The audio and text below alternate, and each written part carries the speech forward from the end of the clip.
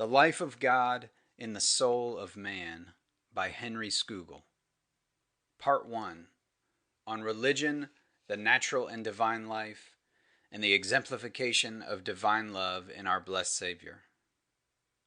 My dear friend, this designation doth give you a title to all endeavours whereby I can serve your interests, and your pious inclinations to do so happily conspire with my duty, that I shall not need to step out of my road to gratify you, but I may at once perform an office of friendship, and discharge an exercise of my function, since the advancing of virtue and holiness, which I hope you make your greatest study, is the peculiar business of my employment.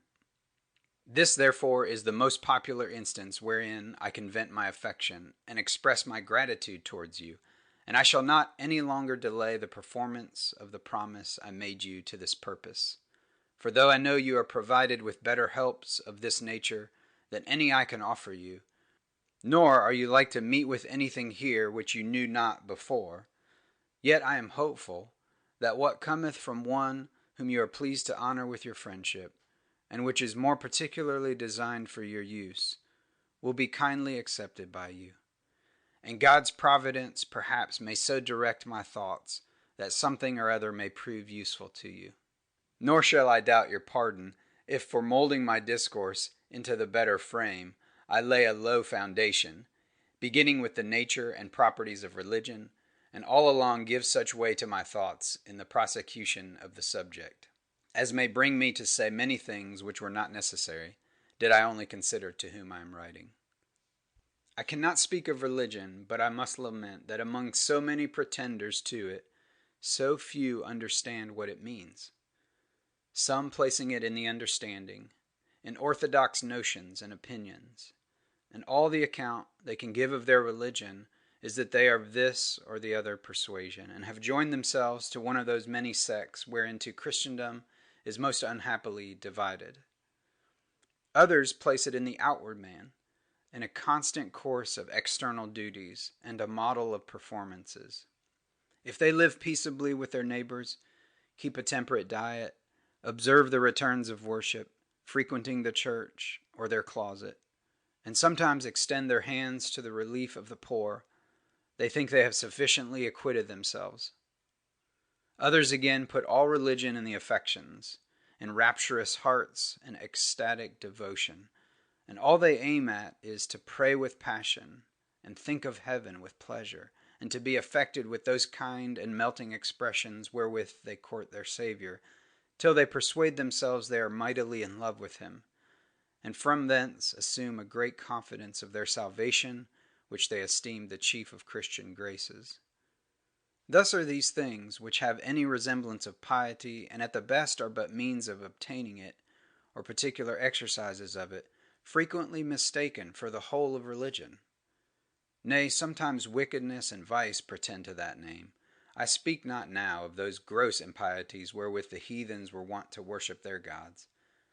There are but too many Christians who would consecrate their vices and follow their corrupt affections, whose ragged humor and sullen pride must pass for Christian severity, whose fierce wrath and bitter rage against their enemies must be called holy zeal, whose petulancy towards their superiors or rebellion against their governors must have the name of Christian courage and resolution.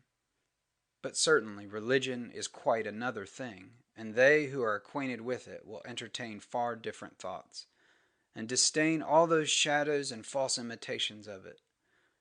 They know by experience that true religion is a union of the soul with God, a real participation of the divine nature, the very image of God drawn upon the soul, or in the Apostles' phrase, it is Christ formed within us. Briefly, I know not how the nature of religion can be more fully expressed than by calling it a divine life, and under these terms I shall discourse of it, showing first how it is called a life, and then how it is termed divine. I choose to express it by the name of life, first because of its permanency and stability. Religion is not a sudden start, or passion of the mind. not though it should rise to the height of a rapture, and seem to transport a man to extraordinary performances.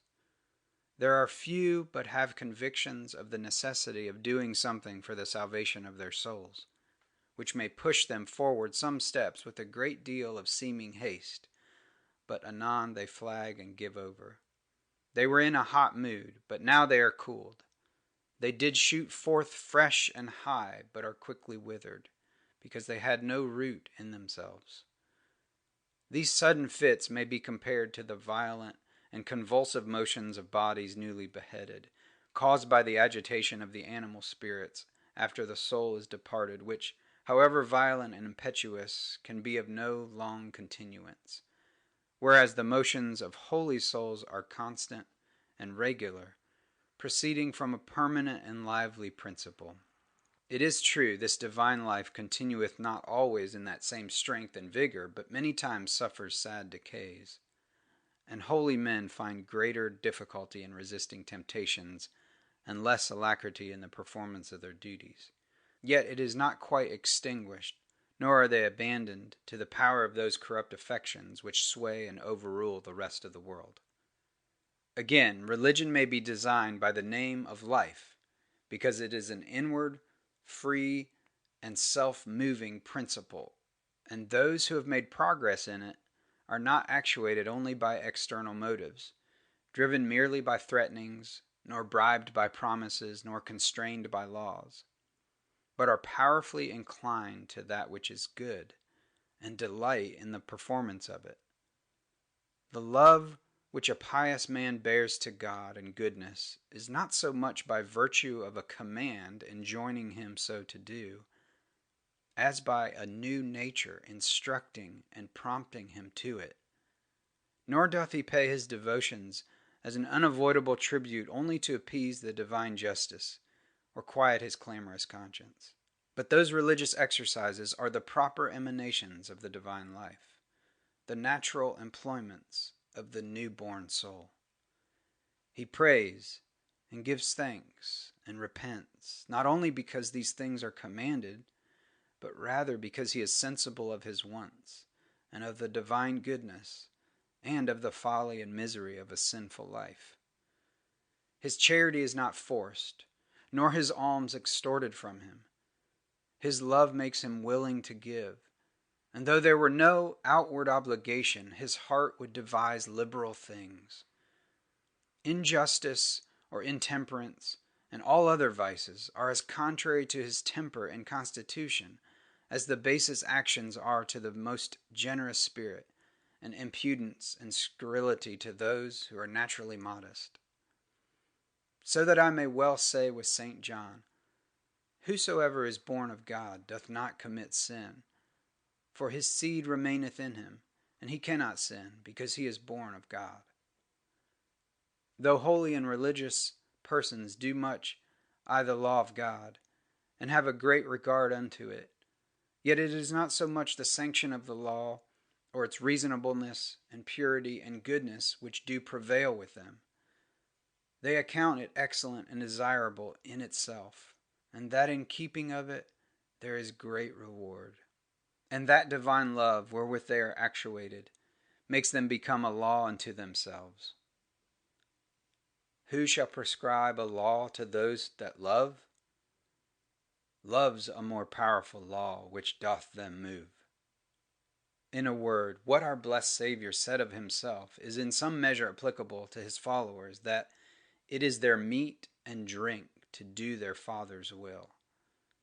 And as the natural appetite is carried out toward food, though we should not reflect on the necessity of it for the preservation of our lives, so they are carried with a natural and unforced propension toward that which is good and commendable.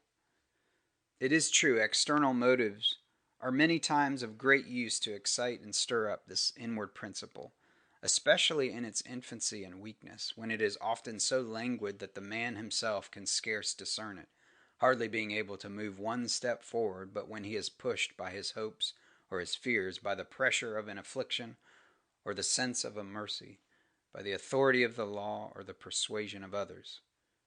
Now, if such a person be conscientious and uniform in his obedience, and earnestly groaning under the sense of his dullness, and is desirous to perform his duties with more spirit and vigor.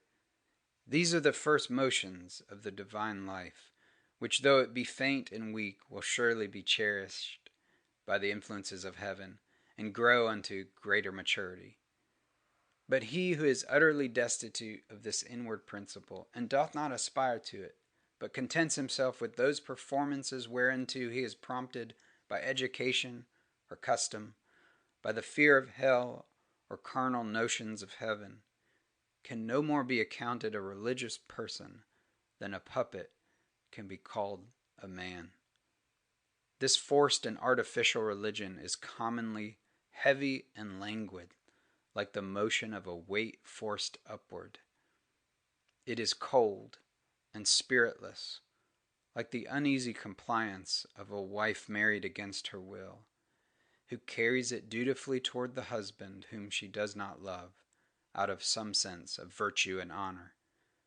Hence also this religion is scant and niggardly, especially in those duties which do greatest violence to men's carnal inclinations.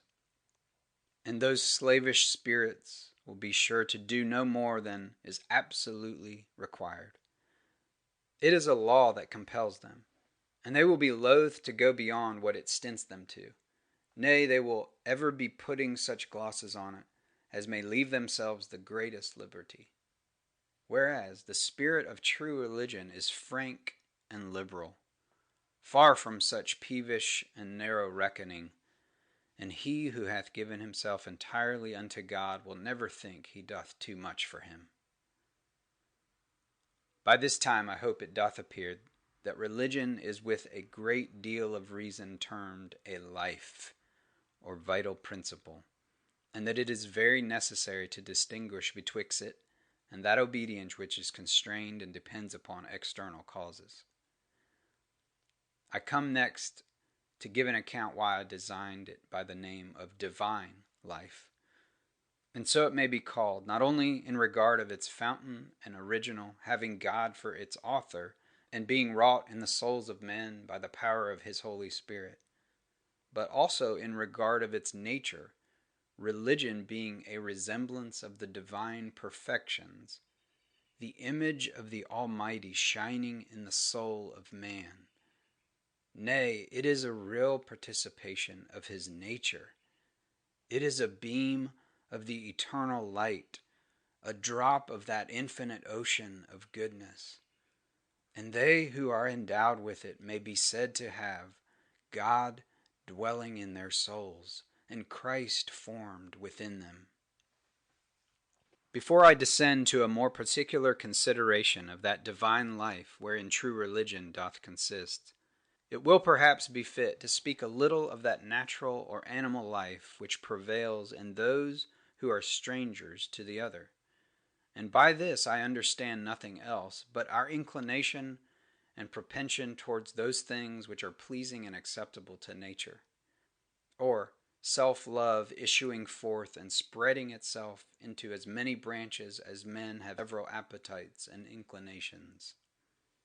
The root and foundation of the animal life I reckon to be sense, taking it largely as it is opposed unto faith, and importeth our perception and sensation of those things that are either grateful or troublesome to us.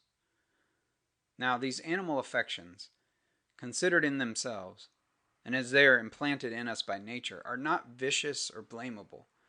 Nay, they are instances of the wisdom of the Creator, furnishing his creatures with such appetites as tend to the preservation and welfare of their lives. These are, instead of a law unto the brute beasts, whereby they are directed towards the ends for which they were made. But man, being made for higher purposes, and to be guided by more excellent laws, becomes guilty and criminal when he is so far transported by the inclinations of this lower life as to violate his duty or neglect the higher and more noble designs of his creation. Our natural affections are not wholly to be extirpated and destroyed, but only to be moderated and overruled by superior and more excellent principle. In a word, the difference betwixt a religious and wicked man is that in the one divine life bears sway, in the other the animal life doth prevail. But it is strange to observe unto what different courses this natural principle will sometimes carry those who are wholly guided by it, according to the diverse circumstances that concur with it to determine them. And then, not considering this, doth frequently occasion very dangerous mistakes, making men think well of themselves by reason of that seeming difference which is betwixt them and others, whereas perhaps their actions do all the while flow from one and the same original. If we consider the natural temper and constitution of men's souls, we shall find some to be airy, frolicsome, and light, which make their behavior extravagant and ridiculous, whereas others are naturally serious and severe, and their whole carriage composed into such gravity as gains them a great deal of reverence and esteem. Some are of a humorous, rugged, and morose temper, and can neither be pleased themselves nor endure that others should be so. But all are not born with such sour and unhappy dispositions, for some persons have a certain sweetness and benignity rooted in their natures, and they find the greatest pleasure in the endearments of society, and the mutual complacency of friends, and covet nothing more than to have everybody obliged to them. And it is well that nature hath provided this complexional tenderness to supply the defect of true charity in the world, and to incline men to do something for one another's welfare. Again, in regard to education, some have never been taught to follow any other rules than those of pleasure or advantage, but others are so inured to observe the strictest rules of decency and honor, and some instances of virtue, that they are hardly capable of doing anything which they have been accustomed to look upon as base and unworthy. In fine, it is no small difference in the deportment of mere natural men that doth arise from the strength or weakness of their wit or judgment, and from their care and negligence in using them. Intemperance and lust, injustice and oppression, and all those other impieties which abound in the world, and render it so miserable, are the issues of self-love, the effect of the animal life, when it is neither overpowered by religion nor governed by natural reason. But if it once take hold of reason, and get judgment and wit to be of its party, it will many times disdain the grosser sort of vices, and spring up into fair imitations of virtue and goodness. If a man have but so much reason as to consider the prejudice which intemperance and inordinate lust do bring unto his health, his fortune, and his reputation, self-love may suffice to restrain him, and one may observe the rules of moral justice in dealing with others as the best way to secure his own interest and maintain his credit in the world. But this is not all, for this natural principle, by the help of reason, may take a higher flight, and come nigher the instances of piety and religion. It may incline a man to the diligent study of divine truths, for why should not these, as well as other speculations, be pleasant and grateful to curious and inquisitive minds? It may make men zealous in maintaining and propagating such opinions as they have espoused, and be very desirous that others should submit unto their judgment, and approve the choice of religion which they themselves have made. It may make them delight to hear and compose excellent discourses about the matters of religion, for eloquence is very pleasant, whatever be the subject. Nay, some it may dispose to no small height of sensible devotion. The glorious things that are spoken of heaven may make even a carnal heart in love with it. The metaphors and similitudes made use of in Scripture, of crowns and scepters, and rivers of pleasure, etc., will easily affect a man's fancy, and make him wish to be there, though he neither understood nor desired those spiritual pleasures which are described and shadowed forth by them. And when such a person comes to believe that Christ has purchased those glorious things for him, he may feel a kind of tenderness and affection towards so great a benefactor, and imagine that he is mightily enamored with him, and yet all the while continue a stranger to the holy temper and spirit of the blessed Jesus. and what hand the natural constitution may have in the rapturous devotions of some melancholy persons, hath been excellently discovered of late by several learned and judicious pens. To conclude, there is nothing proper to make a man's life pleasant, or himself eminent and conspicuous in the world, but this natural principle, assisted by wit and reason, may prompt him to it. And though I do not condemn those things in themselves, yet it concerns us nearly to know and consider their nature, both that we may keep within due bounds, and also that we may learn never to value ourselves on the account of such attainments, nor lay the stress of religion upon our natural appetites or performances. It is now time to return to the consideration of that divine life whereof I was discoursing before, that life which is hid with Christ in God, and therefore hath no glorious show or appearance in the world, and to the natural man will seem a mean and insipid notion, as the animal life consisteth in that narrow and confined love which is terminated on a man's self, and in his propension toward those things that are pleasing to nature, so the divine life stands in a universal and unbounded affection, and in the mastery over our natural inclinations, that they may never be able to betray us to those things which we know to be blamable. The root of the divine life is faith. The chief branches are love to God, charity to man, purity, and humility. For as an excellent person hath well observed, however these names be common and vulgar, and make no extraordinary sound, yet do they carry such a mighty sense, that the tongue of man or angel can pronounce nothing more weighty or excellent. Faith hath the same place in the divine life which sense hath in the natural, being indeed nothing else but a kind of sense or feeling persuasion of spiritual things. It extends itself unto all divine truths. But in our lapsed estate it hath a peculiar relation to the declaration of God's mercy and reconcilableness to sinners through a mediator, and therefore receiving its denomination from that principal object, is ordinarily termed faith in Jesus Christ. The love of God is a delightful and affectionate sense of the divine perfections, which makes the soul resign and sacrifice itself wholly unto him, desiring above all things to please him, and delighting in nothing so much as in fellowship and communion with him, and being ready to do or suffer anything for his sake, or at his pleasure. Though this affection may have its first rise from the favors and mercies of God toward ourselves, yet doth it, in its growth and progress, transcend such particular considerations, and ground itself on his infinite goodness, manifested in all the works of creation and providence.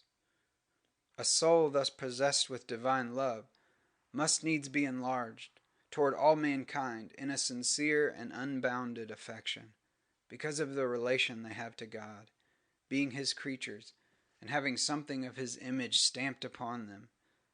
And this is that charity I named as the second branch of religion, and under which all the parts of justice, all the duties we owe to our neighbor, are eminently comprehended. For he who doth truly love all the world will be nearly concerned in the interest of every one, and so far from wronging or injuring any person, that he will resent any evil that befalls others as if it happened to himself. By purity I understand a due abstractedness from the body, a mastery over the inferior appetites, or such a temper and disposition of mind as makes a man despise and abstain from all pleasures and delights of sense or fancy which are sinful in themselves, or tend to extinguish or lessen our relish of more divine and intellectual pleasures, which doth also infer resoluteness to undergo all those hardships he may meet with in the performance of his duty, so that not only chastity and temperance, but also Christian courage and magnanimity may come under this head. Humility imports a deep sense of our own meanness, with hearty and affectionate acknowledgment of our owing all that we are to the divine bounty, which is always accompanied with a profound submission to the will of God, and great deadness toward the glory of the world and applause of men. These are the highest perfections that either men or angels are capable of, the very foundation of heaven laid in the soul, and he who hath attained them needs not desire to pry into the hidden rolls of God's decrees, or search the volumes of heaven to know what is determined about his everlasting condition. But he may find a copy of God's thoughts concerning him, written in his own breast. His love to God may give him assurance of God's favor to him, and those beginnings of happiness which he feels to the conformity of the powers of his soul to the nature of God, in compliance with his will, are a sure pledge that his felicity shall be perfected and continued to all eternity. And it is not without reason that one said, "I had rather see the real impressions of a godlike nature upon my own soul than have a vision from heaven or an angel sent to tell me that my name was enrolled in the book of life." When we have said all that we can, the secret mysteries of a new nature and divine life can never be sufficiently expressed. Language and words cannot reach them, nor can they be truly understood but by those souls that are enkindled within and awakened unto the sense and relish of spiritual things. There is a spirit in man, and the inspiration of the Almighty giveth this understanding. The power and life of religion may be better expressed in actions than in words, because actions are more lively things, and do better represent the inward principle whence they proceed. And therefore we may take the best measure of those gracious endowments from the deportment of those in whom they reside, especially as they are perfectly exemplified in the holy life of our blessed Savior, a main part of whose business in this world was to teach by his practice what he did require of others, and to make his own conversation an exact resemblance of those unparalleled rules which he prescribed, so that if ever true goodness was visible to mortal eyes, it was then when his presence did beautifully and illustrate this lower world. That sincere and devout affection wherewith his blessed soul did constantly burn towards his heavenly Father did express itself in an entire resignation to his will. It was his very meat to do the will and finish the work of him that sent him. This was the exercise of his childhood and the constant employment of his riper age. He spared no travel or pains while he was about his Father's business, but took such infinite content and satisfaction in the performance of it, that when being faint and weary with his journey, he rested himself on Jacob's well, and entreated water of the Samaritan woman. The success of his conference with her, and the accession that was made to the kingdom of God, filled his mind with such delight as seemed to have redounded to his very body, refreshing his spirits, and making him forget the thirst whereof he complained before, and refused the meat which he had sent his disciples to buy. Nor was he less patient and submissive in suffering the will of God than diligent in the doing of it. He endured the sharpest afflictions and extremest miseries that ever were inflicted on any mortal, without repining thought or discontented word, for though he was far from a stupid insensibility or a fantastic or stoical obstinacy, and had as quick a sense of pain as other men, and the deepest apprehension of what he was to suffer in his soul, as his body sweat, and the sore amazement and sorrow which he professed to abundantly declare, yet did he entirely submit to that severe disposition of Providence, and willingly acquiesced in it. And he prayed to God that, if it were possible, or as one of the evangelists hath it, if he were willing, that cup might be removed. Yet he gently added, "Nevertheless, not my will, but thine be done." Of what strange importance are the expressions, John 12:27, where he first acknowledgeth the anguish of his spirit, "Now is my soul troubled. which would seem to produce a kind of demur. And what shall I say? And then he goes on to deprecate his sufferings. Father, save me from this hour, which he had no sooner uttered, but he doth, as it were, on second thoughts, recall it in these words, But for this cause came I into the world. And concludes, Father, glorify thy name. Now we must not look on this as any levity or blameless weakness in the blessed Jesus. He knew all along what he was to suffer, and did most resolutely undergo it. But it shows us the inconceivable weight and pressure that he was to bear, which being so afflicting and contrary to nature he could not think of without terror. Yet considering the will of God, and the glory which was to redound from him thence, he was not only content, but desirous to suffer it. Another instance of his love to God was his delight in conversing with him in prayer, which made him frequently retire himself from the world, and, with the greatest devotion and pleasure, spend whole nights in that heavenly exercise, though he had not sins to confess, and but few secular interests to pray for, which, alas, are almost the only things that are wont to drive us to our devotions.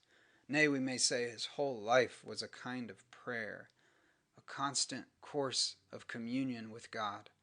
If the sacrifice was not always offering, yet was the fire still kept alive. Nor was ever the blessed Jesus surprised with that dullness or tepidity of spirit which we must many times wrestle with before we can be fit for the exercise of devotion. In the second place, I should speak of his love and charity toward all men. But he who would express it must transcribe the history of the gospel and comment upon it. For scarce anything is recorded to have been done or spoken by him which was not designed for the good and advantage of someone or other. All his miraculous works were instances of his goodness as well as his power, and they befitted those on whom they were wrought, as well as they amazed the beholders. His charity was not confined to his kindred or relations, nor was all his kindness swallowed up in the endearment of that peculiar friendship which he carried toward his beloved disciple. But every one was his friend who obeyed his holy commands. John 15:14. And whosoever did the will of his Father, the same was to him as his brother, sister, and mother. Never was any unwelcome to him who came with an honest intention, nor did he deny any request which tended to the good of those that asked it, so that what was spoken of that Roman emperor, who for his goodness was called the darling of mankind, was really performed by him, that never any departed from him with a heavy countenance, except that rich youth, Mark 10, who was sorry to hear that the kingdom of heaven stood at so high a rate, and that he could not save his soul and his money too. And certainly it troubled our Savior to see that when a price was in his hand to get wisdom, yet he had no heart to it. The ingenuity that appeared in his first address had already procured some kindness for him. For it is said, And Jesus, beholding him, loved him. But must he, for his sake, cut out a new way to heaven and alter the nature of things, which make it impossible that a covetous man should be happy? And what shall I speak of his meekness, who would encounter the monstrous ingratitude and dissimulation of that miscreant who betrayed him, in no harsher terms than these, Judas, betrayest thou the Son of Man with a kiss? What farther evidence could we desire of his fervent and unbounded charity than that he willingly laid down his life, even for his most bitter enemies, and mingling his prayers with his blood, besought the Father that his death might not be laid to their charge, but might become the means of eternal life to those very persons who procured it? The third branch of the divine life is purity, which, as I said, consists in a neglect of worldly enjoyment accommodations, in a resolute enduring of all such troubles as we meet with in doing of our duty. Now surely, if ever any person was wholly dead to all the pleasures of the natural life, it was the blessed Jesus, who seldom tasted them when they came in his way, but never stepped out of his road to seek them. Though he allowed others the comforts of wedlock and honored marriage with his presence, yet he chose the severity of a virgin life and never knew the nuptial bed. And though at the same time he supplied the want of wine with a miracle, yet he would not work one for the relief of his own hunger in the wilderness. So gracious and divine was the temper of his soul, in allowing to others such lawful gratifications as himself thought good to abstain from, and supply not only their more extreme and pressing necessities, but also their smaller and less considerable wants. We many times hear of our Saviour's sighs and groans and tears, but never that he laughed, and but once that he rejoiced in spirit, so that through his whole life he did exactly answer that character given of him by the prophet of old, that he was a man of sorrows and acquainted with grief. Nor were the troubles and disaccommodations of his life other than matters of choice, for never did there any appear on the stage of the world with greater advantages to have raised himself to the highest secular felicity. He who would bring together such a prodigious number of fishes into his disciples' net, and at another time receive that tribute from a fish which he was to pay to the temple, might easily have made himself the richest person in the world. Nay, without any money he could have maintained an army powerful enough to have justled Caesar out of his throne, having oftener than once fed several thousands with a few loaves and small fishes. But to show how small esteem he had of all the enjoyments in the world, he chose to live in so poor and mean a condition, that though the foxes had holes and the birds of the air had nests, yet he, who was Lord and heir of all things, had not whereon to lay his head. He did not frequent the courts of princes, nor affect the acquaintance or converse of great ones, but being reputed the son of a carpenter, he had fishermen and such other poor people for his companions, and lived at such a rate as suited with the meanness of that condition.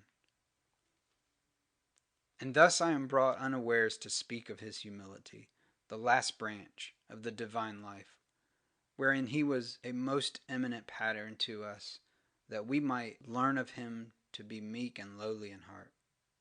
I shall not now speak of that infinite condescension of the eternal Son of God, in taking our nature upon him, but only reflect on our Saviour's lowly and humble deportment while he was in the world.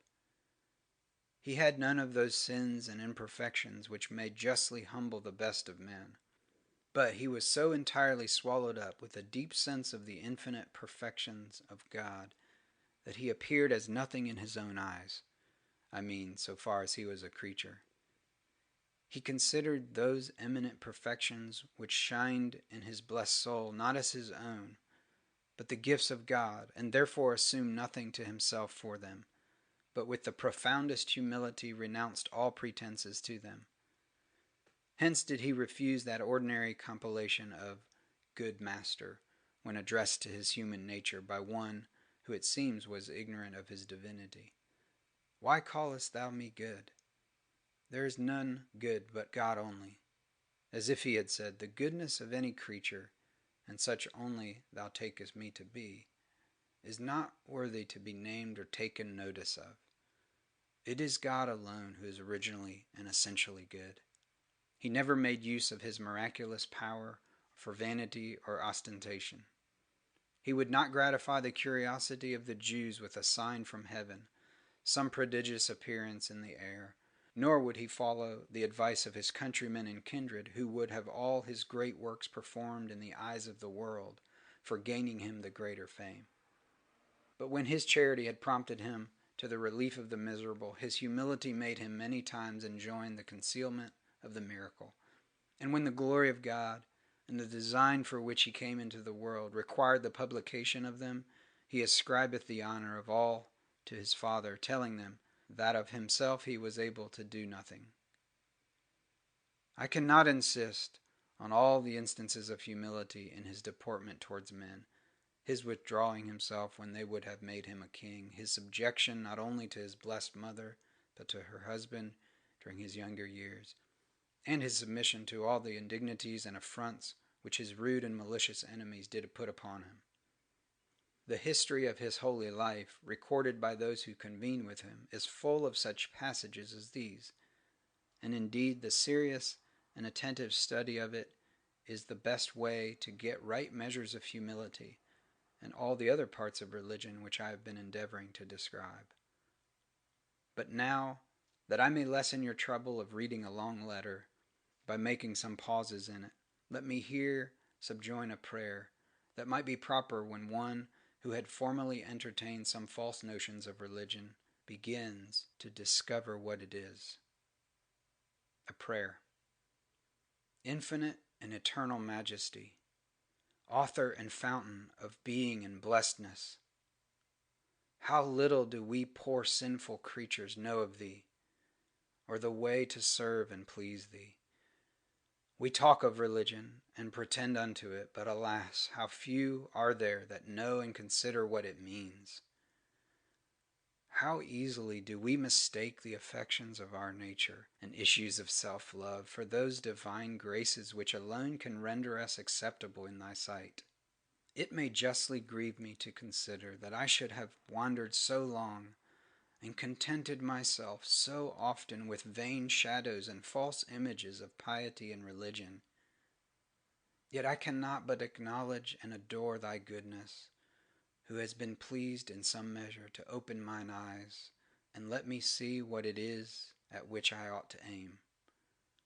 I rejoice to consider what mighty improvements my nature is capable of, and what a divine temper of spirit doth shine in those whom thou art pleased to choose, and causeth to approach unto thee. Blessed be thine infinite mercy, who sentest thine own Son to dwell among men, and instruct them by his example as well as his laws, giving them a perfect pattern of what they ought to be. Oh, that the holy life of the blessed Jesus may be always in my thoughts and before mine eyes, till I receive a deep sense and impression of those excellent graces that shined so eminently in him. And let me never cease my endeavors, till that new and divine nature prevail in my soul, and Christ be formed within me. End of part 1. On the excellency of religion and divine love. And now, my dear friend, having discovered the nature of true religion, before I proceed any further, it will not perhaps be unfit to fix our meditations a little on the excellency and advantages of it, that we may be excited to the more vigorous and diligent prosecution of those methods whereby we may attain so great a felicity. But alas, what words shall we find to express that inward satisfaction, those hidden pleasures, which can never be rightly understood but by those holy souls that feel them? A stranger intermeddleth not with their joys. Holiness is the right temper, the vigorous and healthful constitution of the soul. Its faculties had formerly been enfeebled and disordered, so that they could not exercise their natural functions. It had wearied itself with endless tossings and rollings, and was never able to find any rest. Now that distemper being removed, it feels itself well. There is due harmony in its faculties, and a sprightly vigor possesseth every part. The understanding can discern what is good, and the will can cleave to it. The affections are not tied to the motions of sense and the influence of external objects, but they are stirred by more divine impressions, are touched by a sense of invisible things. Let us descend, if you please, into a nearer and more particular view of religion, in those several branches of which were named before. Let us consider that love and affection wherewith holy souls are united to God, that we may see what excellency and felicity is involved in it. Love is that powerful and prevalent passion, by which all the faculties and inclinations of the soul are determined, and on which both its perfection and happiness depend. The worth and excellency of a soul is to be measured by the object of its love. He who loveth mean and sordid things doth thereby become base and vile. But a noble and well-placed affection doth advance and improve the spirit into a conformity with the perfections which it loves.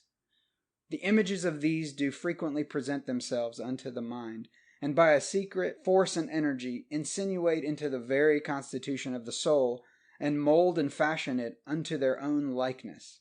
Hence we may see how easily lovers or friends do slide into the imitation of the persons whom they affect, and how, even before they are aware, they begin to resemble them, not only in the more considerable instances of their deportment, but also in their voice and gesture, and that which we call their mien or air. And certainly we should as well transcribe the virtues and inward beauties of the soul, if they were the object and motive of our love. But now, as all the creatures we converse with have their mixture and alloy, we are always in hazard to be sullied and corrupted by placing our affections on them. Passion doth easily blind our eyes, so that we first approve and then imitate the things that are blamable in them. The true way to improve and ennoble our souls is by fixing our love on the divine perfections, that we may have them always before us, and derive an impression of them on ourselves, and, beholding with open face as in a glass the glory of the Lord, we may be changed into the same image from glory to glory. He who with a generous and holy ambition hath raised his eyes toward that uncreated beauty and goodness, and fixed his affection there, is quite of another spirit, of a more excellent and heroic temper than the rest of the world, and cannot but infinitely disdain all mean and unworthy things, will not entertain any low or base thoughts which might disparage his high and noble pretensions. Love is the greatest and most excellent thing we are masters of, and therefore it is folly and baseness to bestow it unworthily. It is indeed the only thing we can call our own. Other things may be taken from us by violence, but none can ravish our love. If anything else be counted ours by giving our love, we give all, so far as we make over our hearts and wills, by which we possess our other enjoyments. It is not possible to refuse him anything to whom by love we have given ourselves. Nay, since it is the privilege of gifts to receive their value from the mind of the giver, and not to be measured by the event, but by the desire. He who loveth may, in some case, be said not only to bestow all that he hath, but all things else which may make the beloved person happy, since he doth heartily wish them, and would really give them if they were in his power. In which sense it is that one makes to say, that divine love doth in a manner give God unto himself, by the complacency it takes in the happiness and perfection of his nature. But though this may seem too strained in expression, certainly love is the worthiest present we can offer unto God, and it is extremely debased when we bestow it another way. When this affection is misplaced, it doth often vent itself in such expressions as point at its genuine and proper object, and insinuate where it ought to be placed.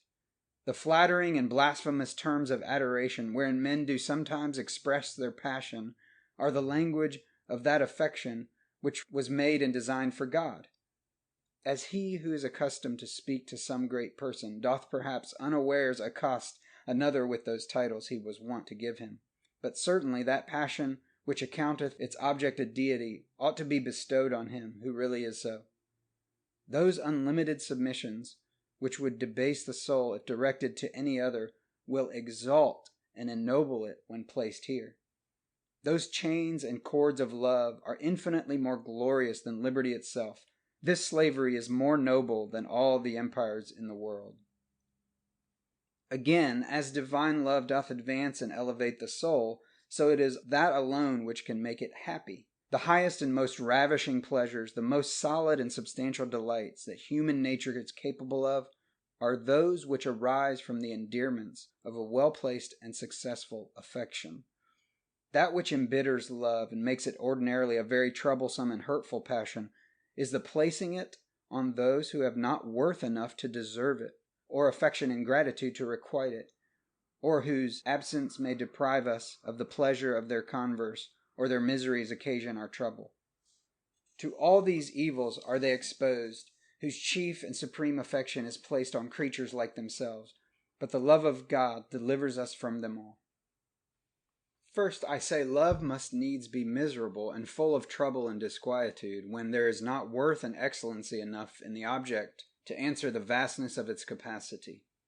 So eager and violent a passion cannot but fret and torment the spirit when it finds not wherewith to satisfy its cravings, and indeed so large and unbounded in its nature that it must be extremely pinched and straitened when confined to any creature. Nothing below an infinite good can afford it room to stretch itself and exert its vigor and activity. What is a little skin-deep beauty or some small degrees of goodness to match or satisfy a passion which was made for God, designed to embrace an infinite good? No wonder lovers do so hardly suffer any rival, and do not desire that others should approve their passions by imitating it. They know the scantiness and narrowness of the good which they love, that it cannot suffice two, being in effect too little for one. Hence love, which is as strong as death, occasioneth jealousy which is as cruel as the grave, the coals whereof are coals of fire, which hath a most violent flame. But divine love hath no mixture of this gall. When once the soul is fixed on that supreme and all-sufficient good, it finds no much perfection and goodness, as doth not only answer and satisfy its affection, but master and overpower it too. It finds all its love to be too faint and languid for such a noble object, and is only sorry that it can command no more. It wisheth for the flames of a seraph, and longs for the time when it shall be wholly melted and dissolved into love, and because it can do so little itself, it desires the assistance of the whole creation, that angels and men would conquer with it the admiration and love of those infinite perfections. Again, love is accompanied with trouble when it misseth a suitable return of affection. Love is the most valuable thing we can bestow, and by giving it we do in effect give all that we have, and therefore it must needs be afflicting to find so great a gift despised, that the present which one hath made of his whole heart cannot prevail to obtain any return. Perfect love is a kind of self-dereliction, a wandering out of ourselves. It is a kind of voluntary death, wherein the lover dies to himself and all his own interests, nor thinking of them, nor caring for them any more, and minding nothing but how he may please and gratify the party whom he loves. Thus he is quite undone, unless he meets with reciprocal affection. He neglects himself, and the other hath no regard to him. But if he be beloved, he is revived, as it were, and liveth in the soul in care of the person whom he loves. And now he begins to mind his own concernments, not so much because they are his, as because the beloved is pleased to own an interest in them. He becomes dear unto himself because he is so unto the other. But why should I enlarge in so known a matter? Nothing can be more clear than that the happiness of love depends on the return it meets with. And herein the divine lover hath unspeakably the advantage, having placed his affection on him whose nature is love, whose goodness is as infinite as his being, whose mercy prevented us when we were his enemies, therefore cannot choose but embrace us when we are become his friends. It is utterly impossible that God should deny his love to a soul wholly devoted to him, and which desires nothing so much as to serve and please him. He cannot disdain his own image, nor the heart in which it is engraven. Love is all the tribute which we can pay him, and it is the sacrifice which he will not despise. Another thing which disturbs the pleasure of love and renders it a miserable and unquiet passion is absence and separation from those we love. It is not without a sensible affliction that friends do part, though for some little time. It is sad to be deprived of that society which is so delightful. Our life becomes tedious, being spent in an impatient expectation of the happy hour wherein we may meet again. But if death has made the separation, as some time or other it must, this occasions a grief scarce to be paralleled by all the misfortunes of human life, and wherein we may pay dear enough for the comforts of our friendship. But oh, how happy are those who have placed their love on him who can never be absent from them. They need but open their eyes, and they shall everywhere behold the traces of his presence in glory, and converse with him, whom their soul loveth. And this makes the darkest prison or wildest desert not only supportable, but delightful to them. In fine, a lover is miserable if the person whom he loveth be so. They who have made an exchange of hearts by love get thereby an interest in one another's happiness and misery, and this makes love a troublesome passion when placed on earth. The most fortunate person hath grief enough to mar the tranquillity of his friend, and it is hard to hold out when we are attacked on all hands and suffer not only in our own person but in another's. But if God were the object of our love, we should share in an infinite happiness without any mixture or possibility of diminution. We should rejoice to behold the glory of God, and receive comfort and pleasure from all the praises wherewith men and angels do extol him. It should delight us beyond all expression to consider that the beloved of our souls is infinitely happy in himself, and that all his enemies cannot shake or unsettle his throne, that our God is in the heavens, and doth whatever he pleaseth. Behold, on what sure foundation his happiness is built, whose soul is possessed with divine love, whose will is transformed into the will of God, and whose great desire is that his Maker should be pleased. Oh, the peace, the rest, the satisfaction that attendeth such a temper of mind! What an infinite pleasure must it needs be thus, as it were, to lose ourselves in him and be swallowed up in the overcoming sense of his goodness, to offer ourselves a living sacrifice, always ascending unto him in flames of love. Never doth a soul know what solid joy and substantial pleasure is, till once, being weary of itself, it renounce all propriety, give itself up unto the author of its being, and feel itself become a hallowed and devoted thing, and can say, from an inward sense and feeling, my beloved is mine. I account all his interests mine own, and I am his. I am content to be anything for him, and care not for myself, but that I may serve him. A person molded into this temper would find pleasure in all the dispensations of providence. Temporal enjoyments would have another relish when he should taste the divine goodness in them, and consider them as tokens of love sent by his dearest Lord and Maker. And chastisements, though they be not joyous but grievous, would hereby lose their sting. The rod as well as the staff would comfort him. He would snatch a kiss from the hand that was smiting him, and gather sweetness from that severity. Nay, he would rejoice that though God did not the will of such a worthless and foolish creature as himself, yet he did his own will, and accomplished his own designs, which are infinitely more holy and wise. The exercises of religion, which to others are insipid and tedious, do yield the highest pleasures and delight to souls possessed with divine love. They rejoice when they are called to go up to the house of the Lord, that they may see his power and his glory as they have formerly seen it in the sanctuary. They never think themselves so happy as when, having retired from the world and gotten free from the noise and hurry of affairs, and silenced all their clamorous passions, those troublesome guests within, they have placed themselves in the presence of God, and entertain fellowship and communion with him. They delight to adore his perfections, and recount his favors, and to protest their affection to him, and tell him 1,000 times that they love him, to lay their troubles or wants before him, and disburden their hearts in his bosom. Repentance itself is a delightful exercise when it floweth from the principle of love. There is a secret sweetness which accompanieth those tears of remorse, whose meltings and relentings of a soul returning unto God, and lamenting its former unkindness. The severities of a holy life, and that constant watch which we are obliged to keep over our hearts and ways, are very troublesome to those who are only ruled and acted by an external law, and have no law in their minds, inclining them to the performance of their duty.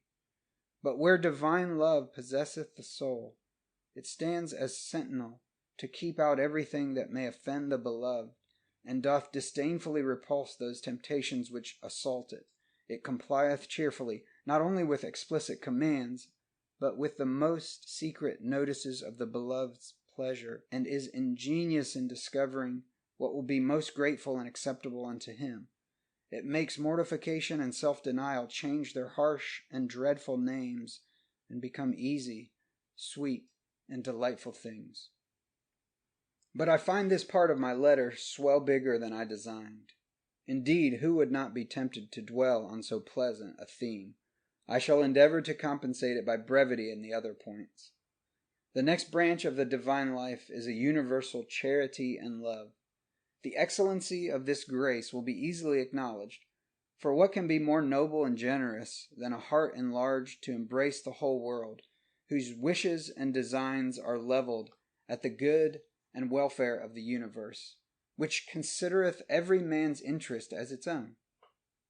He who loveth his neighbor as himself can never entertain any base or injurious thought, or be wanting in expressions of bounty. He had rather suffer 1,000 wrongs than be guilty of one, and never accounts himself happy but when some one or other hath been benefited by him. The malice or ingratitude of men is not able to resist his love. He overlooks their injuries, and pities their folly, and overcomes their evil with good, and never designs any other revenge against his most bitter and malicious enemies than to put all objections he can upon them, whether they will or not. Is it any wonder that such a person be reverenced and admired and accounted the darling of mankind? This inward goodness and benignity of spirit reflects a certain sweetness and serenity upon the very countenance, and makes it amiable and lovely. It inspireth the soul with a holy resolution and courage, and makes it capable of enterprising and effecting the highest things. Those heroic actions which we are wont to read with admiration have for the most part been the effects of the love of one's country or of particular friendships, and certainly a more extensive and universal affection must be much more powerful and efficacious. Again, as charity flows from a noble and excellent temper, so it is accompanied with the greatest satisfaction and pleasure. It delights the soul to feel itself thus enlarged, and to be delivered from those disquieting as well as deformed passions, malice, hatred, and envy, and become gentle, sweet, benign. Had I my choice of all things that might tend to my present felicity, I would pitch upon this, to have my heart possessed with the greatest kindness and affection towards all men in the world. I am sure this would make me partake in all the happiness of others, their inward endowments and outward prosperity. Everything that did benefit and advantage them would afford me comfort and pleasure, and though I should frequently meet with occasions of grief and compassion, yet there is a sweetness in commiseration which makes it infinitely more desirable than a stupid insensibility. And the consideration of that infinite goodness and wisdom which governs the world might repress any excessive trouble for particular calamities that happen in it, and the hopes or possibility of men's after happiness might moderate their sorrow for their present misfortunes. Certainly, next to the love and enjoyment of God, that ardent charity and affection wherewith blessed souls do embrace one another is justly to be reckoned as the greatest felicity of those regions above. And did it universally prevail in the world, it would anticipate that blessedness and make us taste of the joys of heaven upon earth. That which I named as a third branch of religion was purity, and you may remember I described it to consist in a contempt of sensual pleasures and resoluteness to undergo those troubles and pains we may meet with in the performance of our duty. Now the naming of this may suffice to recommend it as a most noble and excellent quality.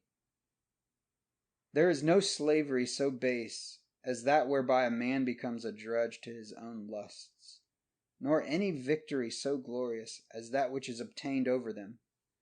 Never can that person be capable of anything that is noble or worthy, who is sunk in the gross and succulent pleasures of sense, or bewitched with the light and airy gratifications of fancy. But the religious soul is of a more sublime and divine temper. It knows it was made for higher things, and scorns to step aside 1 foot out of the ways of holiness for the obtaining any of these. And this purity is accompanied with a great deal of pleasure. Whatsoever defiles the soul disturbs it too. All impure delights have a sting in them, and leave smart and trouble behind them.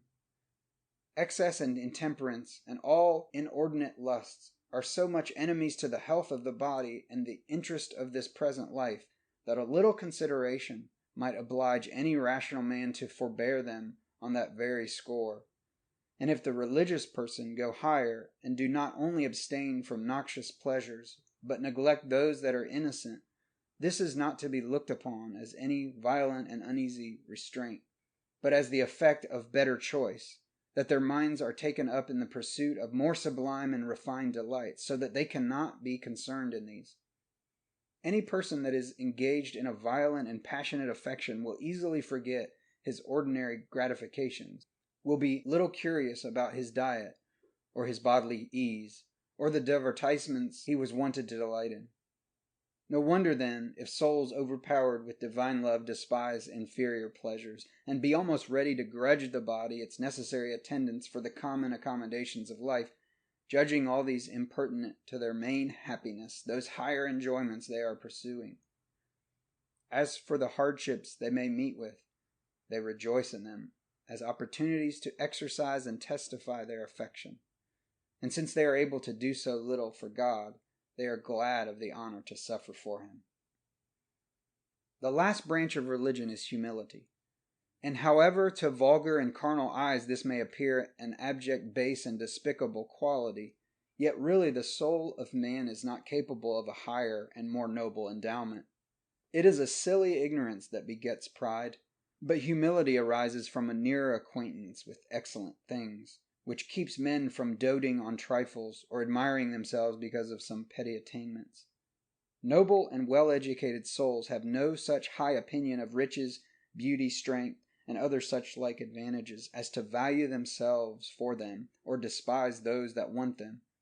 And as for inward worth and real goodness, the sense they have of the divine perfections makes them think very meanly of anything they have hitherto attained, and be still endeavoring to surmount themselves, and make nearer approaches to those infinite excellencies which they admire.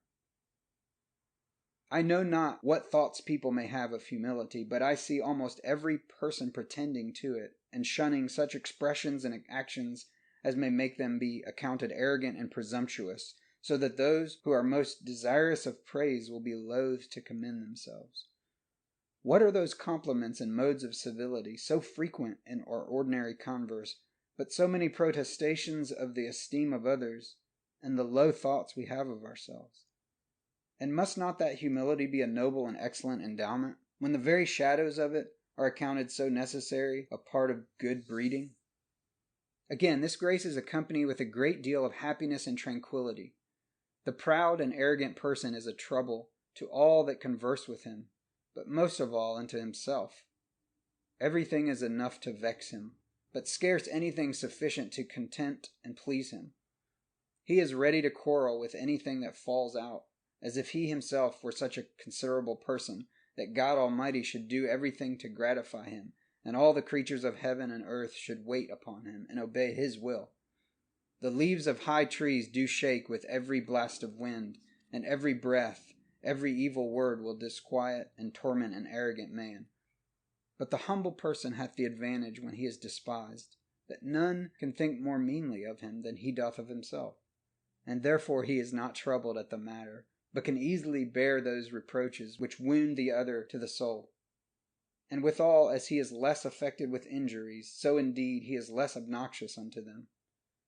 Contention which cometh from pride betrays a man into 1,000 inconveniences, which those of a meek and lowly temper seldom meet with.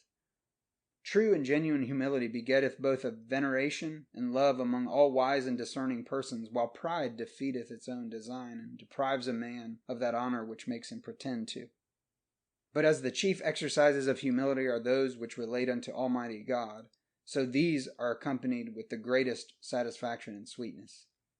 It is impossible to express the great pleasure and delight which religious persons feel in the lowest prostration of their souls before God, when, having a deep sense of the divine majesty and glory, they sink, if I may so speak, to the bottom of their beings, and vanish and disappear in the presence of God, by a serious and affectionate acknowledgment of their own nothingness, and the shortness and imperfections of their attainments.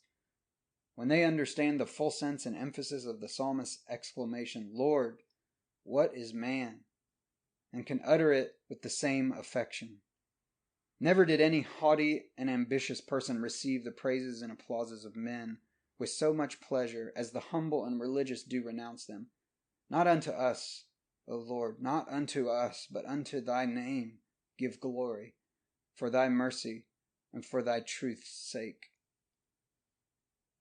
Thus I have spoken something of the excellencies and advantages of religion in its several branches, but should be very injurious to the subject did I pretend to have given any perfect account of it.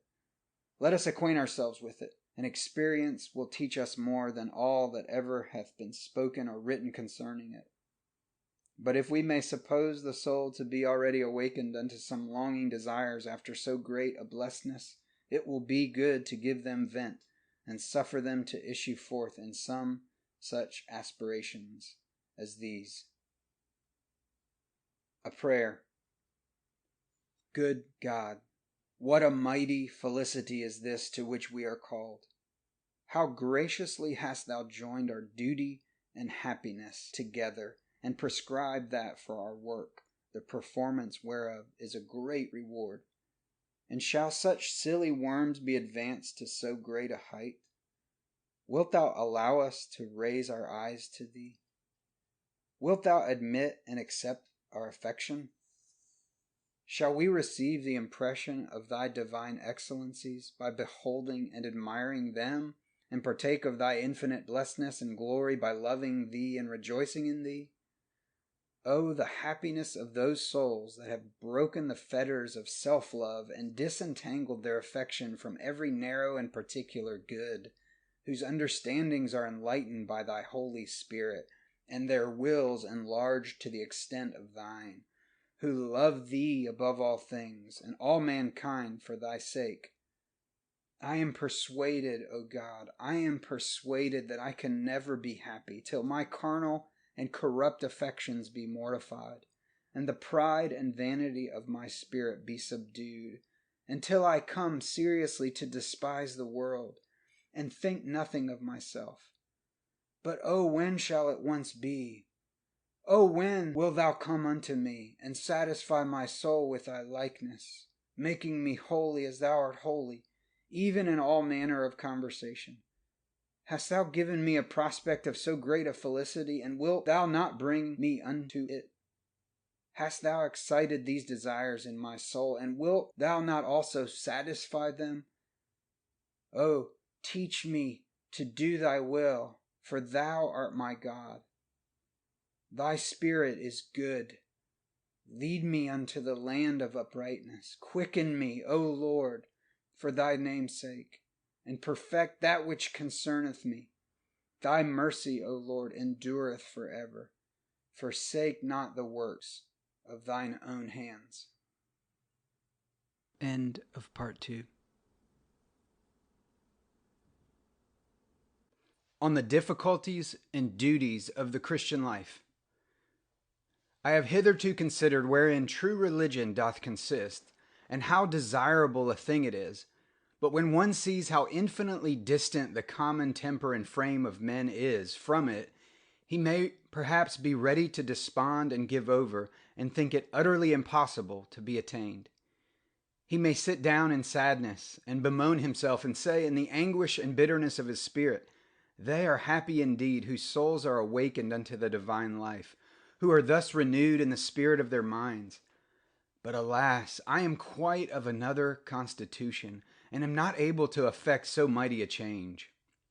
If outward observances could have done the business, I might have hoped to acquit myself by diligence and care. But since nothing but a new nature can serve the turn, what am I able to do? I could bestow all my goods in oblations to God, or alms to the poor, but cannot command that love and charity without which this expense would profit me nothing. This gift of God cannot be purchased with money. If a man should give all the substance of his house for love, it would utterly be contemned. I could pine and macerate my body, and undergo many hardships and troubles, but I cannot get all my corruptions starved, nor my affections wholly weaned from earthly things. There are still some worldly desires lurking in my heart, and those vanities that I have shut out of the doors are always getting in by the windows. I am many times convinced of my own meanness, of the weakness of my body, and the far greater weakness of my soul. But this doth rather beget indignation and discontent than true humility in my spirit. And though I should come to think meanly of myself, yet I cannot endure that others should think so too. In a word, when I reflect on my highest and most spacious attainments, I have reason to suspect that they are all but the effects of nature, the issues of self-love acting under several disguises. And this principle is so powerful and so deeply rooted in me that I can never hope to be delivered from the dominion of it.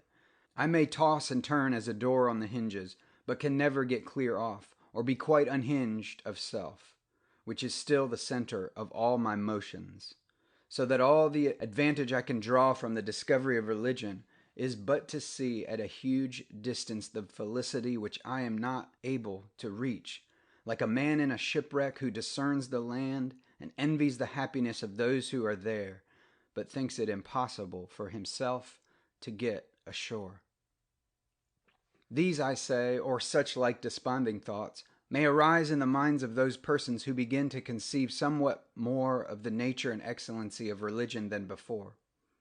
They have spied the land, and seen that it is exceeding good, that it floweth with milk and honey, but they find they have the children of Anak to grapple with, many powerful lusts and corruptions to overcome, and they fear they shall never prevail against them. But why should we give way to such discouraging suggestions? Why should we entertain such unreasonable fears which damp our spirits and weaken our hands and augment the difficulties of our way? Let us encourage ourselves, my dear friend. Let us encourage ourselves with those mighty aids we are to expect in this spiritual warfare. For greater is he that is for us than all that rise up against us. The eternal God is our refuge, and underneath are the everlasting arms. Let us be strong in the Lord and in the power of his might, for he it is that shall tread down our enemies. God hath a tender regard unto the souls of men, and is infinitely willing to promote their welfare. He hath condescended to our weakness, and declared with an oath that he hath no pleasure in our destruction. There is no such thing as dispute or envy lodged in the bosom of that ever-blessed being whose name in nature is love. He created us at first in a happy condition, and now when we are fallen from it, he hath laid help upon one that is mighty to save, hath committed the care of our souls to no meaner person than the eternal Son of his love. It is he that is the captain of our salvation, and what enemies can be too strong for us when we are fighting under his banners? Did not the Son of God come down from the bosom of his Father, and pitch his tabernacle amongst the sons of men, that he might recover and propagate the divine life, and restore the image of God in their souls? All the mighty works which he performed, all the sad afflictions which he sustained, had this for their scope and design. For this did he labor and toil. For this did he bleed and die. He was with child, he was in pain, and hath he brought forth nothing but wind? Hath he wrought no deliverance in the earth? Shall he not see of the travail of his soul? Certainly it is impossible that this great contrivance of heaven should prove abortive, that such a mighty undertaking should fail and miscarry. It hath already been effectual for the salvation of many thousands, who were once as far from the kingdom of heaven as we can suppose ourselves to be. And our high priest continueth forever, and is able to save them to the uttermost that come unto God by him. He is tender and compassionate. He knoweth our infirmities, and had experience of our temptations. A bruised reed will he not break, a smoking flax will he not quench, till he send forth judgment unto victory. He hath sent out his Holy Spirit, whose sweet but powerful breathings are still moving up and down in the world, to quicken and revive the souls of men, and awaken them unto the sense and feeling of those divine things for which they were made, and is ready to assist such weak and languishing creatures as we are in our essays toward holiness and felicity. And when once it hath taken hold of a soul, and kindled in it the smallest spark of divine love, it will be sure to preserve and cherish and bring it forth into a flame, which many waters shall not quench, neither shall the floods be able to drown it. Whenever this day begins to dawn, and the day star to arise in the heart, it will easily dispel the powers of darkness, and make ignorance and folly, and all the corrupt and selfish affections of men flee away as fast before it as the shades of night, when the sun cometh out of his chambers. For the path of the just is as the shining light, which shineth more and more unto the perfect day. They shall go on from strength to strength till every one of them appear before God in Zion. Why should we think it impossible that true goodness and universal love should ever come to sway and prevail in our souls? Is not this their primitive state and condition, their native and genuine constitution, as they came first from the hands of their Maker? Sin and corruption are but usurpers, and though they have long kept possession, yet from the beginning it was not so. That inordinate self-love, which one would think were rooted in our very being and interwoven with the constitution of our nature, is nevertheless a foreign extraction and had no place at all in the state of integrity. We have still so much reason left as to condemn it. Our understandings are easily convinced that we ought to be wholly devoted to Him from whom we have our being, and to love Him infinitely more than ourselves, who is infinitely better than we, and our wills would readily comply with this, if they were not disordered and put out of tune. And is not He who made our souls able to rectify and mend them again? Shall we not be able, by His assistance, to vanquish and expel those violent intruders, and turn unto flight the armies of the aliens? No sooner shall we take up arms in this holy war, but we shall have all the saints on earth, and all the angels in heaven engaged in our party. The holy church throughout the world is daily interceding with God for the success of all such endeavors, and doubtless those heavenly hosts above are nearly concerned in the interests of religion, and infinitely desirous to see the divine life thriving and prevailing in this inferior world, and that the will of God may be done by us on earth, as it is done by themselves in heaven.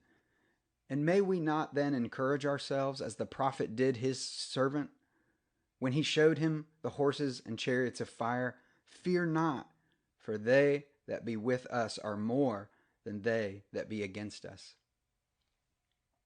Away then with all perplexing fears and desponding thoughts. To undertake vigorously and rely confidently on the divine assistance is more than half the conquest. Let us arise and be doing, and the Lord will be with us. It is true, religion in the souls of men is the immediate work of God, and all our natural endeavors can neither produce it alone nor merit those supernatural aids by which it must be wrought. The Holy Ghost must come upon us, and the power of the highest must overthrow us before that holy thing can be begotten and Christ be formed in us. But yet we must not expect that this whole work should be done without any concurring endeavors of our own. We must not lie loitering in the ditch and wait till omnipotence pull us from thence. No, we must bestir ourselves and actuate those powers which we have already received. We must put forth ourselves to our utmost capacities, and then we may hope that our labor shall not be in vain in the Lord. All the art and industry of man cannot form the smallest herb or make a stalk of corn to grow in the field. It is the energy of nature and the influences of heaven which produce this effect. It is God who causeth the grass to grow and herb for the service of man. And yet nobody will say that the labors of the husbandman are useless or unnecessary. So, likewise, the human soul is immediately created by God. It is He who both formeth and enliveneth the child, and yet hath appointed the marriage bed as the ordinary means for the propagation of mankind. Though there must intervene a stroke of omnipotence to effect this mighty change in our souls, yet ought we to do what we can to fit and prepare ourselves. For we must break up our fallow ground, and root out the weeds, and pull up the thorns, that so we may be more ready to receive the seeds of grace and the dew of heaven. It is true, God hath been found of some who sought Him not. He hath cast himself in their way, who are quite out of his. He hath laid hold upon them, and stopped their course on a sudden. For so was St. Paul converted in his journey to Damascus. But certainly this is not God's ordinary method of dealing with men. Though he hath not tied himself to means, yet he hath tied us to the use of them, and we have never more reason to expect the divine assistance than when we are doing our utmost endeavors. It shall therefore be my next work to show what course we ought to take for attaining that blessed temper I have hitherto described. But here, if in delivering my own thoughts I shall chance to differ from what is or may be said by others in this matter, I would not be thought to contradict and oppose them, more than physicians do when they prescribe several remedies for the same disease, which perhaps are all useful and good. Every one may propose the method he judges most proper and convenient, but he doth not thereby pretend that the cure can never be effected unless that be exactly observed. I doubt it hath occasioned much unnecessary disquietude to some holy persons, that they have not found such a regular and orderly transaction in their souls, as they have seen described in books, that they have not passed through all those steps and stages of conversion which some, who perhaps have felt them in themselves, have too peremptorily prescribed unto others. God hath several ways of dealing with the souls of men, and it sufficeth if the work be accomplished, whatever the methods have been. Again, though in proposing directions I must follow that order which the nature of things shall lead to, yet I do not mean that the same method should be so punctually observed in the practice, as if the latter rules were never to be heeded till some considerable time have been spent in practicing the former. The directions I intend are mutually conducive one to another, and are all to be performed as occasion shall serve, and we find ourselves enabled to perform them. But now, that I may detain you no longer, if we desire to have our souls molded to this holy frame, to become partakers of the divine nature, and have Christ formed in our hearts, we must seriously resolve and carefully endeavor to avoid and abandon all vicious and sinful practices. There can be no treaty of peace till once we lay down these weapons of rebellion wherewith we fight against heaven, nor can we expect to have our distempers cured if we be daily feeding on poison.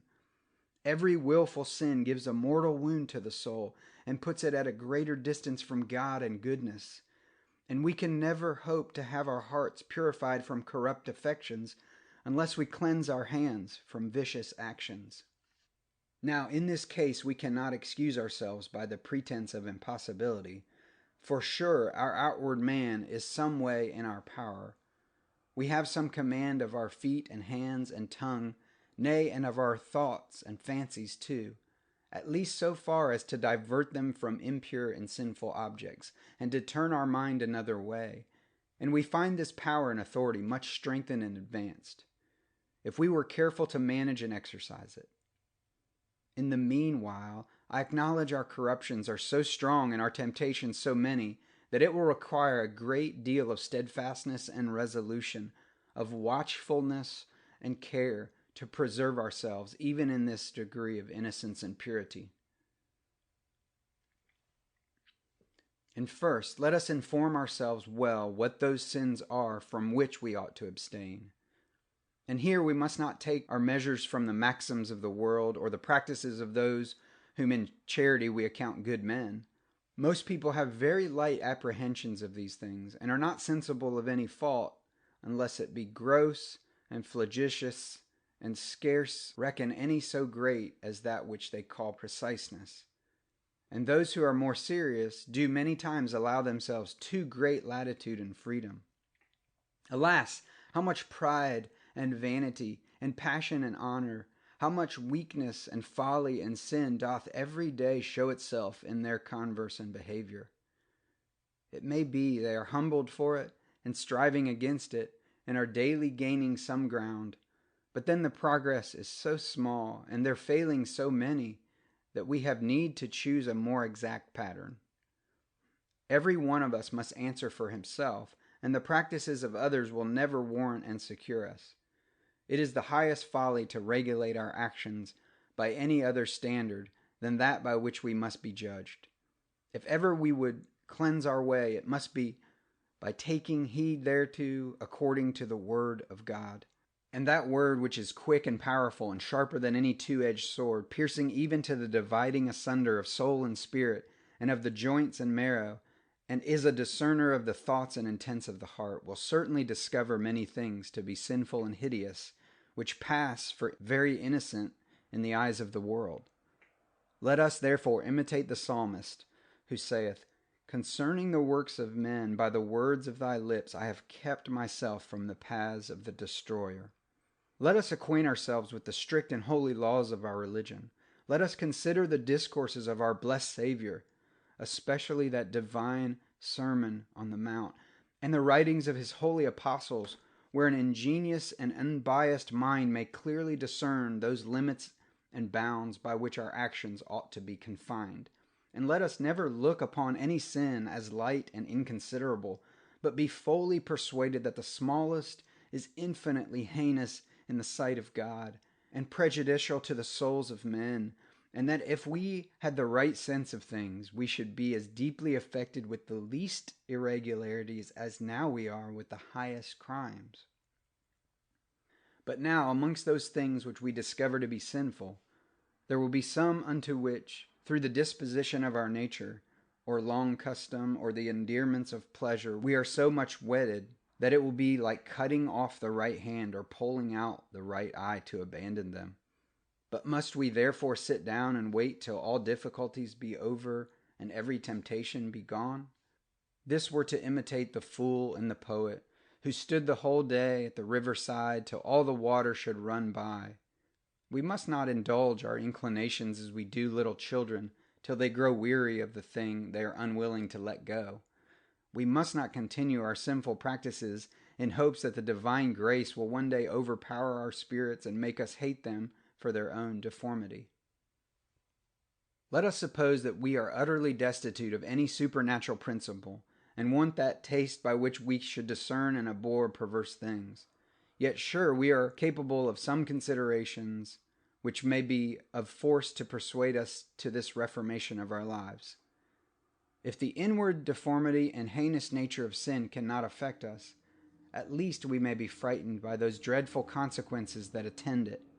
That same selfish principle which pusheth us forward unto the pursuit of sinful pleasures will make us loath to buy them at the rate of everlasting misery. Thus we may encounter self-love with its own weapons, and employ one natural inclination for repressing the exorbitancies of another. Let us therefore accustom ourselves to consider seriously what a fearful thing it must needs be to irritate and offend that infinite being, on whom we hang and depend every moment, who needs but to withdraw his mercies to make us miserable, or his assistance to make us nothing.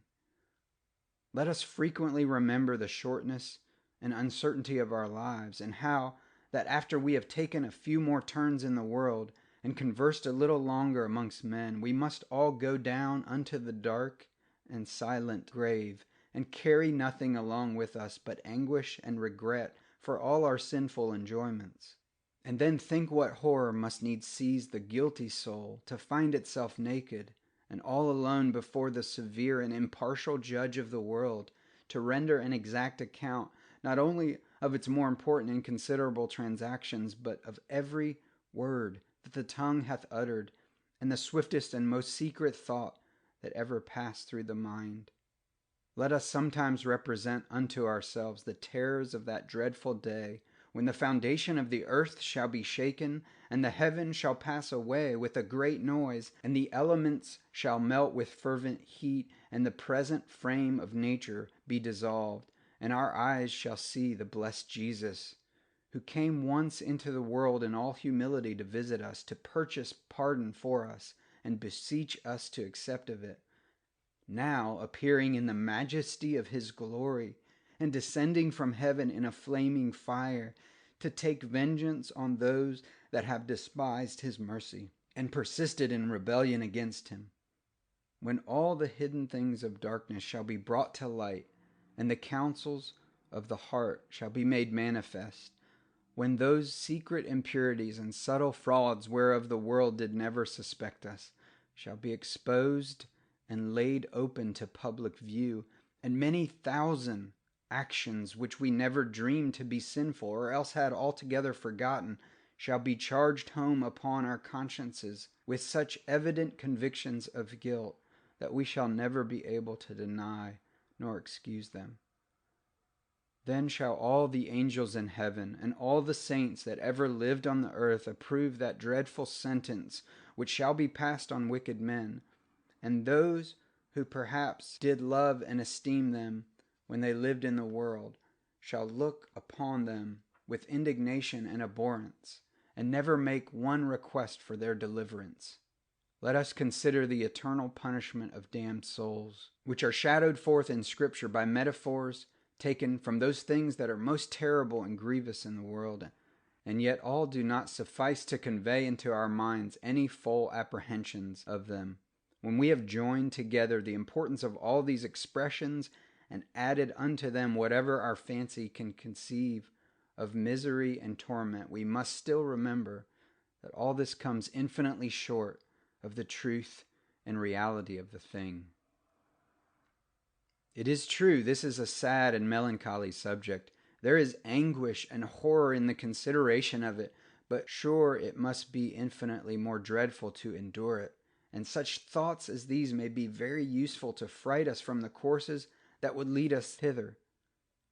How fond soever we may be of sinful pleasures, the fear of hell would make us abstain. Our most forward inclinations will startle and give back when pressed with that question in the prophet, who amongst us can dwell with everlasting burnings? To this very purpose it is that the terrors of another world are so frequently represented in Holy Writ, and that in such terms as are most proper to affect and influence a carnal mind. These fears can never suffice to make any person truly good, but certainly they may restrain us from much evil, and have often made way for more ingenious and kindly impressions. But it will not suffice to consider these things once and again, nor to form some resolutions of abandoning our sins, unless we maintain a constant guard and be continually watching against them. Sometimes the mind is awakened to see the dismal consequences of a vicious life, and straight we are resolved to reform. But alas, it presently falleth asleep, and we lose that prospect which we had of things. And then temptations take the advantage. They solicit and importune us continually, and so do frequently engage our consent before we are aware. It is the folly and ruin of most people to live at adventure, and take part in everything that comes in their way, seldom considering what they are about to say or do. If we would have our resolutions take effect, we must take heed unto our ways, and set a watch before the door of our lips, and examine the motions that arise in our hearts, and cause them to tell us whence they come and whither they go, whether it be pride or passion, or any corrupt and vicious humor that prompt us to any design, and whether God will be offended or any body harmed by it. And if we have no time for long reasonings, let us at least turn our eyes toward God and place ourselves in His presence to ask His leave and approbation for what we do. Let us consider ourselves under the all-seeing eye of that divine majesty, as in the midst of an infinite globe of light which compasseth us about both behind and before, and perhaps to the innermost corners of the soul.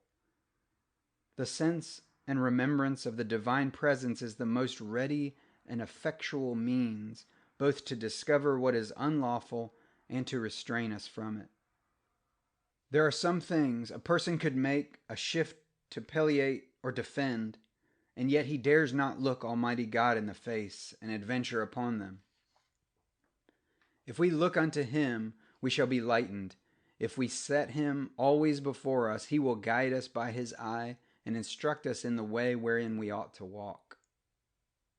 This care and watchfulness over our actions must be seconded by frequent and serious reflections upon them, not only that we may obtain the divine mercy and pardon for our sins by an humble and sorrowful acknowledgement of them, but also that we may reinforce and strengthen our resolutions and learn to decline or resist the temptations by which we have been formerly foiled.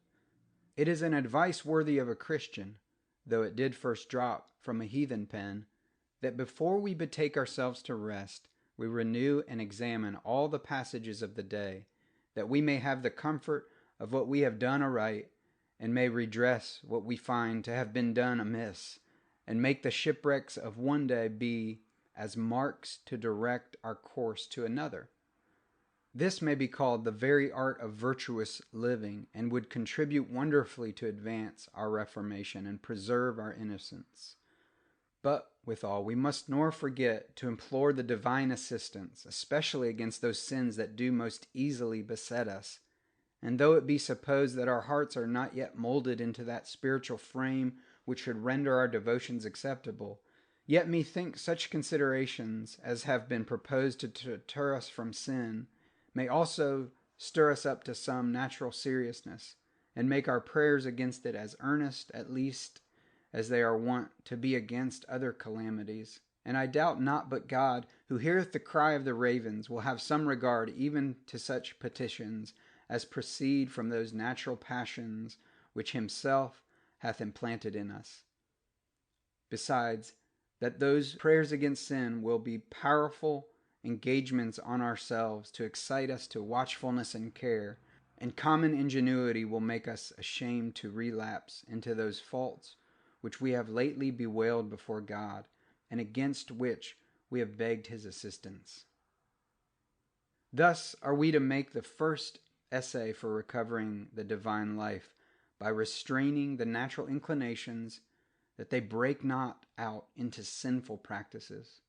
But now I must add that Christian prudence will teach us to abstain from gratifications that are not simply unlawful, and that not only that we may secure our innocence, which would be in continual hazard if we should strain our liberty to the utmost point, but also that hereby we may weaken the force of nature and teach our appetites to obey. We must do with ourselves as prudent parents with their children, who cross their wills in many little indifferent things to make them manageable and submissive in more considerable instances.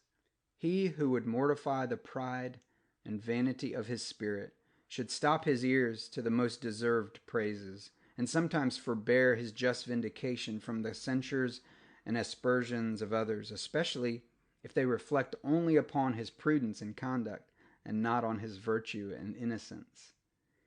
He who would check a revengeful humor would do well to deny himself the satisfaction of representing unto others the injuries which he hath sustained.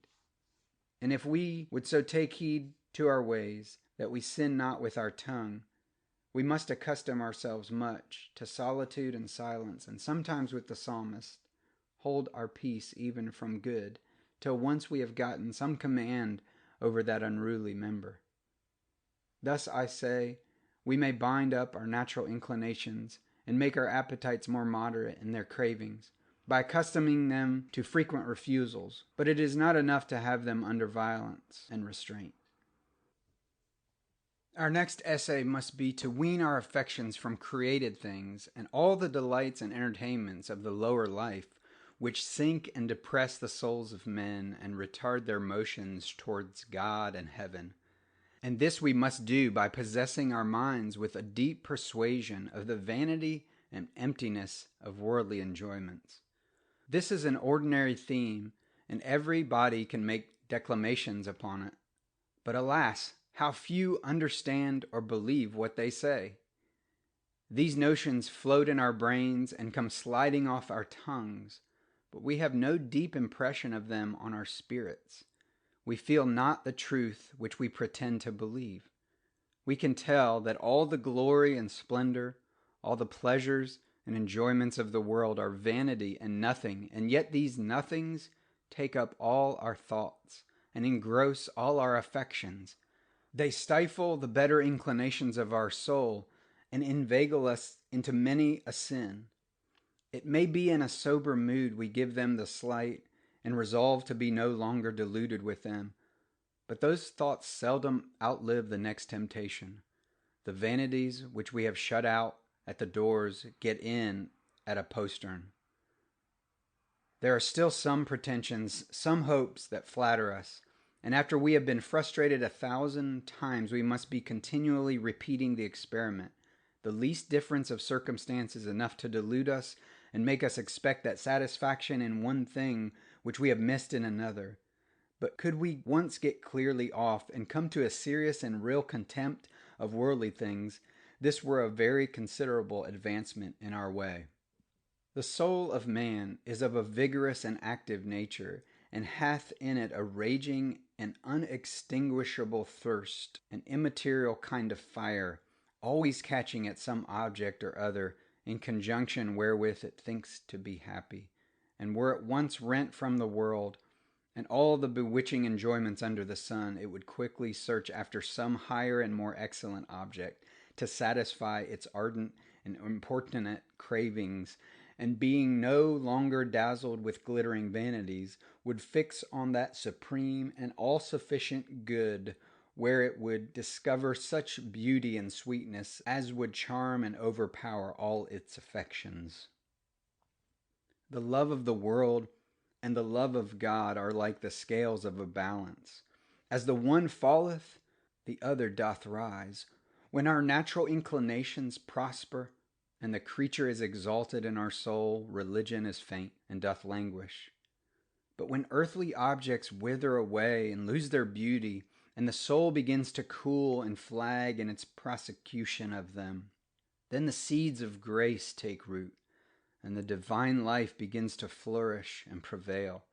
It doth therefore nearly concern us to convince ourselves of the emptiness and vanity of creature enjoyments, and reason our heart out of love with them. Let us seriously consider all that our reason or our faith, our own experience, or the observation of others can suggest to this effect. Let us ponder the matter over and over, and fix our thoughts on this truth, till we become really persuaded of it. Amidst all our pursuits and designs, let us stop and ask ourselves, for what end is all this? And what do I aim? Can the gross and muddy pleasures of sense, or a heap of white and yellow earth, or the esteem and affection of silly creatures like myself, satisfy a rational and immortal soul? Have I not tried these things already? Will they have a higher relish, and yield me more contentment tomorrow than yesterday, or the next year than they did the last? There may be some little difference betwixt that which I am now pursuing and that which I enjoyed before, but sure, my former enjoyments did show a pleasant and promise as fair before I attained them. Like the rainbow, they looked very glorious at a distance, but when I approached, I found nothing but emptiness and vapor. Oh, what a poor thing would the life of man be if it were capable of no higher enjoyments. I cannot insist on this subject, and there is the less need when I remember to whom I am writing. Yes, my dear friend, you have had as great experience of the emptiness and vanity of human things, and have at present as few worldly engagements as any that I know. I have sometimes reflected on those passages of your life wherewith you have been pleased to acquaint me, and methinks, through all, I can discern a design of the divine providence to wean your affections from everything here below. The trials you have had of those things which the world dotes upon have taught you to despise them, and you have found by experience that neither the endowments of nature nor the advantages of fortune are sufficient for happiness, that every rose hath its thorn, and there may be a worm at the foot of the fairest gourd, some secret and undiscerned grief which may make a person deserve the pity of those who perhaps do admire or envy their supposed felicity. If any earthly comforts have got too much of your heart, I think they have been your relations and friends, and the dearest of these are removed out of the world, so that you must raise your mind toward heaven when you would think upon them.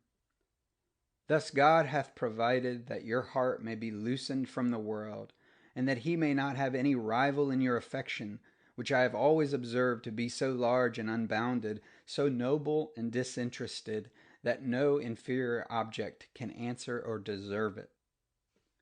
When we have got our corruptions restrained, and our natural appetites and inclinations toward worldly things in some measure subdued, we must proceed to take such exercises as have a more immediate tendency to excite and awaken the divine life.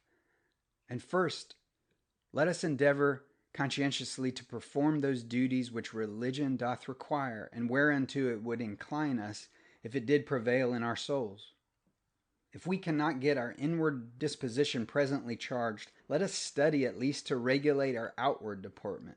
If our hearts be not yet inflamed with divine love, let us, however, own our allegiance to that infinite majesty by attending his service and listening to his word, by speaking reverently of his name and praising his goodness and exhorting others to serve and obey him.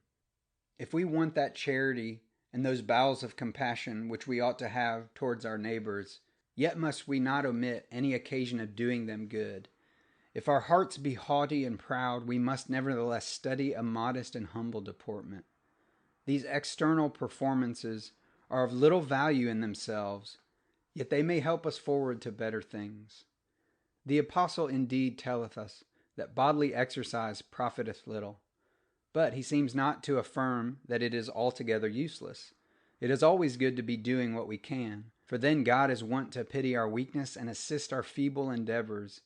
And when true charity and humility and other graces of the divine Spirit come to take root in our souls, they will exert themselves more freely and with less difficulty if we have before been accustomed to express them in our outward conversations.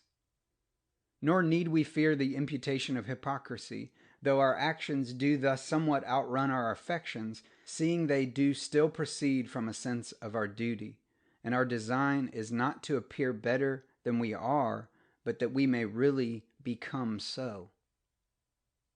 But as inward acts have a more immediate influence on the soul, to mold it to a right temper and frame, so ought we to be most frequent and sedulous in the exercise of them. Let us be often lifting up our hearts toward God, and if we do not say that we love him above all things, let us at least acknowledge that it is our duty and would be our happiness so to do. Let us lament the dishonor done to him by foolish and sinful men, and applaud the praises and adorations that are given him by that blessed and glorious company above. Let us resign and yield ourselves up unto him 1,000 times to be governed by his laws and disposed of at his pleasure. And though our stubborn heart should start back and refuse, yet let us tell him we are convinced that his will is always just and good, and therefore desire him to do with us whatsoever he pleaseth, whether we will or not. And so, for begetting in us a universal charity towards men, we must be frequently putting up wishes for their happiness, and blessing every person that we see. And when we have done anything for the relief of the miserable, we may second it with earnest desires that God would take care of them and deliver them out of all their distresses. Thus should we exercise ourselves unto godliness. And when we are employing the powers that we have, the Spirit of God is wont to strike in and elevate these acts of our soul beyond the pitch of nature and give them a divine impression. And after the frequent reiteration of these, we shall find ourselves more inclined unto them, they flowing with greater freedom and ease. I shall mention but 2 other means for begetting that holy and divine temper of spirit, which is the subject of the present discourse. And the first is a deep and serious consideration of the truths of our religion, and that both as to the certainty and importance of them. The assent which is ordinarily given to divine truth is very faint and languid, very weak and ineffectual, flowing only from a blind inclination to follow that religion which is in fashion, or a lazy indifferency and unconcernedness whether things be so or not. Men are unwilling to quarrel with the religion of their country, and since all their neighbors are Christians, they are content to be so too. But they are seldom at the pains to consider the evidences of those truths, or to ponder the importance and tendency of them, and thence it is that they have so little influence on their affections and practice. Those spiritless and paralytic thoughts, as one doth rightly term them, are not able to move the will and direct the hand. We must therefore endeavor to work up our minds to a serious belief and full persuasion of divine truths, unto a sense and feeling of spiritual things. Our thoughts must dwell upon them till we be both convinced of them and deeply affected with them. Let us urge forward our spirits and make them approach the visible world, and fix our minds upon immaterial things till we clearly perceive that these are no dreams, nay, that all things are dreams and shadows beside them.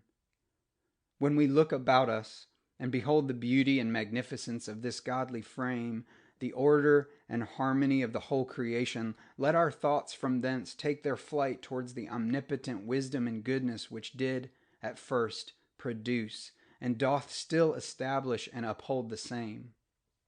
When we reflect upon ourselves, let us consider that we are not a mere piece of organized matter, a curious and well-contrived engine, that there is more in us than flesh and blood and bones, even a divine spark, capable to know and love and enjoy our Maker, and though it be now exceedingly clogged with its dull and lumpish companion, yet ere long it shall be delivered, and can subsist without the body, as well as that can do without the clothes which we throw off at our pleasure. Let us often withdraw our thoughts from this earth, this scene of misery and folly and sin, and raise them towards that more vast and glorious world, whose innocent and blessed inhabitants solace themselves eternally in the divine presence, and know no other passions but an unmixed joy and an unbounded love. And then consider how the blessed Son of God came down to this lower world to live among us and die for us, that he might bring us to a portion of the same felicity. And think how he hath overcome the sharpness of death, and opened the kingdom of heaven to all believers, and is now set down on the right hand of the Majesty on high, and yet is not the less mindful of us, but receiveth our prayers, and presenteth them unto his Father, and is daily visiting his church with the influences of his Spirit, as the sun reacheth us with his beams. The serious and frequent consideration of these and such other divine truths is the most proper method to beget that lively faith which is the foundation of religion, the spring and root of the divine life. Let me further suggest some particular subjects of meditation for producing the several branches of it. And first, to inflame our souls with the love of God, let us consider the excellency of his nature and his love and kindness toward us. It is little we know of the divine perfections, and yet that little may suffice to fill our souls with admiration and love, to ravish our affections, as well as to raise our wonder, for we are not merely creatures of sense, that we should be incapable of any other affection, but that which entereth by the eyes. The character of any excellent person whom we have never seen will many times engage our hearts and make us hugely concerned in all his interests. And what is it, I pray you, that engages us so much to those with whom we converse? I cannot think that is merely the color of their face and their comely proportions, for then we should fall in love with statues and pictures and flowers.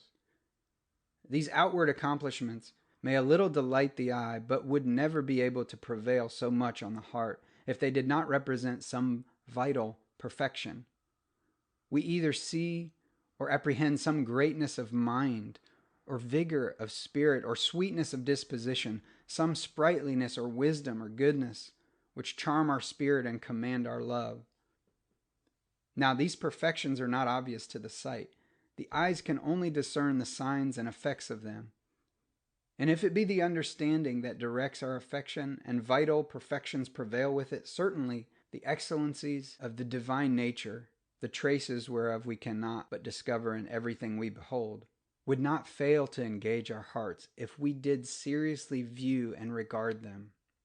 Shall we not be infinitely more transported with that almighty wisdom and goodness which fills the universe and displays itself in all the parts of the creation, which establisheth the frame of nature and turneth the mighty wheels of providence, and keepeth the world from disorder and ruin, than with the faint rays of the very same perfections which we meet with in our fellow creatures?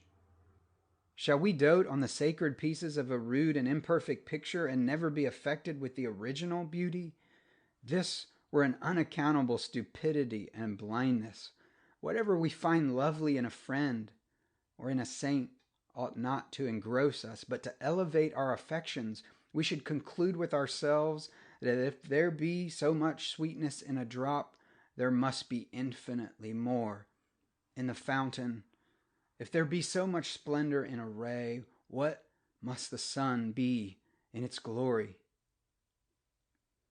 Nor can we pretend the remoteness of the object, as if God were at too great a distance for our converse or our love. He is not far from every one of us, for in him we live, move, and have our being.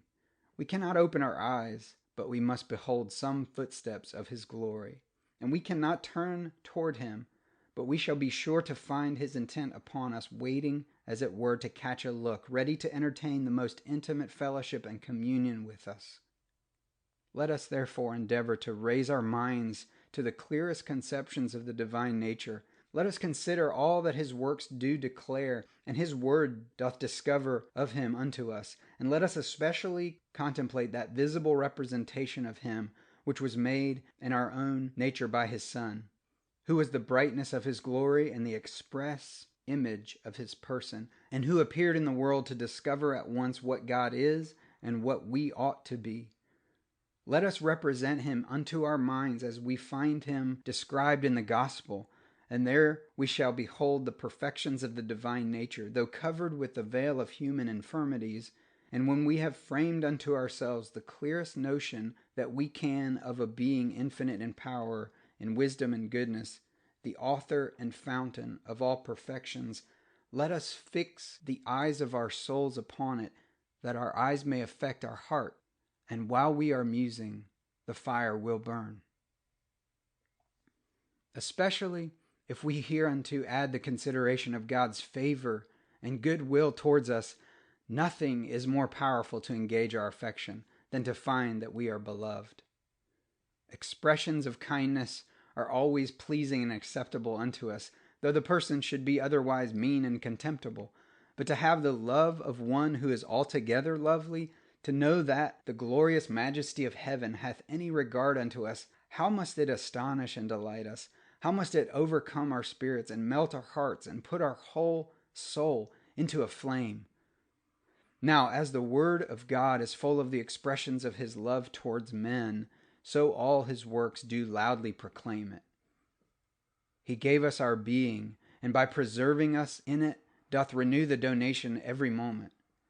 He hath placed us in a rich and well-furnished world, and liberally provided for all our necessities. He raineth down blessings from heaven upon us, and causeth the earth to bring forth our provision. He giveth us our food and raiment, and while we are spending the productions of one year, he is preparing for us against another. He sweeteneth our lives with innumerable comforts, and gratifieth every faculty with suitable objects. The eye of his providence is always upon us, and he watcheth for our safety when we are fast asleep, neither minding him nor ourselves. But lest we should think these testimonies of his kindness less considerable, because they are the easy issues of his omnipotent power, and do not put him to any trouble or pain, he hath taken a more wonderful method to endear himself to us. He hath testified his affection to us by suffering as well as by doing. And because he could not suffer in his own nature, he assumed ours. The eternal Son of God did clothe himself with the infirmities of our flesh, and left the company of those innocent and blessed spirits who knew well how to love and adore him, that he might dwell among men and wrestle with the obstinacy of that rebellious race, to reduce them to their allegiance and felicity, and then to offer himself up as a sacrifice and propitiation for them. I remember one of the poets hath an ingenious fancy to express the passion wherewith he found himself overcome after a long resistance, that the God of love had shot all his golden arrows at him but could never pierce his heart, till at length he put himself into the bow and darted himself straight into his breast. Methinks this doth some way adumbrate God's method of dealing with men. He had long contended with a stubborn world, and thrown down many a blessing upon them, and when all his other gifts could not prevail, he at last made a gift of himself, to testify his affection and engage theirs. The account which we have of our Saviour's life in the gospel doth all along present us with the story of his love. All the pains that he took, and the troubles that he endured, were the wonderful effects and uncontrollable evidences of it. But oh, that dismal scene! Is it possible to remember it and question his kindness, or deny him ours? Here it is, my dear friend, that we should fix our most serious and solemn thoughts, that Christ may dwell in our hearts by faith, that we, being rooted and grounded in love, may be able to comprehend with all saints what is the breadth and length and depth and height, and to know the love of Christ which passeth knowledge, that we may be filled with all the fullness of God. We ought also frequently to reflect on those particular tokens of favor and love which God hath bestowed on ourselves. How long he hath borne with our follies and sins, and waited to be gracious unto us, wrestling, as it were, with the stubbornness of our hearts, and essaying every method to reclaim us. We should keep a register in our minds of all the eminent blessings and deliverances we have met with, some whereof have been so conveyed that we might clearly perceive they were not the issues of chance, but the gracious effects of the divine favor and the signal returns of our prayers. Nor ought we to embitter the thoughts of these things with any harsh or unworthy suspicions, as if they were designed on purpose to enhance our guilt and heighten our eternal damnation. No, my friend, God is love, and he hath no pleasure in the ruin of his creatures. If they abuse his goodness and turn his grace into wantonness, and thereby plunge themselves into the greater depth of guilt and misery, this is the effect of their obstinate wickedness, and not the design of those benefits which he bestows. If these considerations had once begotten in our hearts a real love and affection towards Almighty God, that would easily lead us unto the other branches of religion, and therefore I shall need say less of them. We shall find our hearts enlarged in charity toward men, by considering the relation wherein they stand unto God, and the impresses of his image which are stamped upon them. They are not only his creatures, the workmanship of his hands, but such of whom he taketh special care, and for whom he hath a very dear and tender regard. Having laid the designs of their happiness before the foundations of the world, and being willing to live and converse with them in all the ages of eternity, the meanest and most contemptible person whom we behold is the offspring of heaven, one of the children of the Most High. And however unworthy he might behave himself of that relation, so long as God hath not abdicated and disowned him by a final sentence, he will have us to acknowledge him as one of him, and as such to embrace him with a sincere and cordial affection. You know what a great concernment we are wont to have for those that do any ways belong to the person whom we love. How gladly we lay hold on every opportunity to gratify the child or servant of a friend.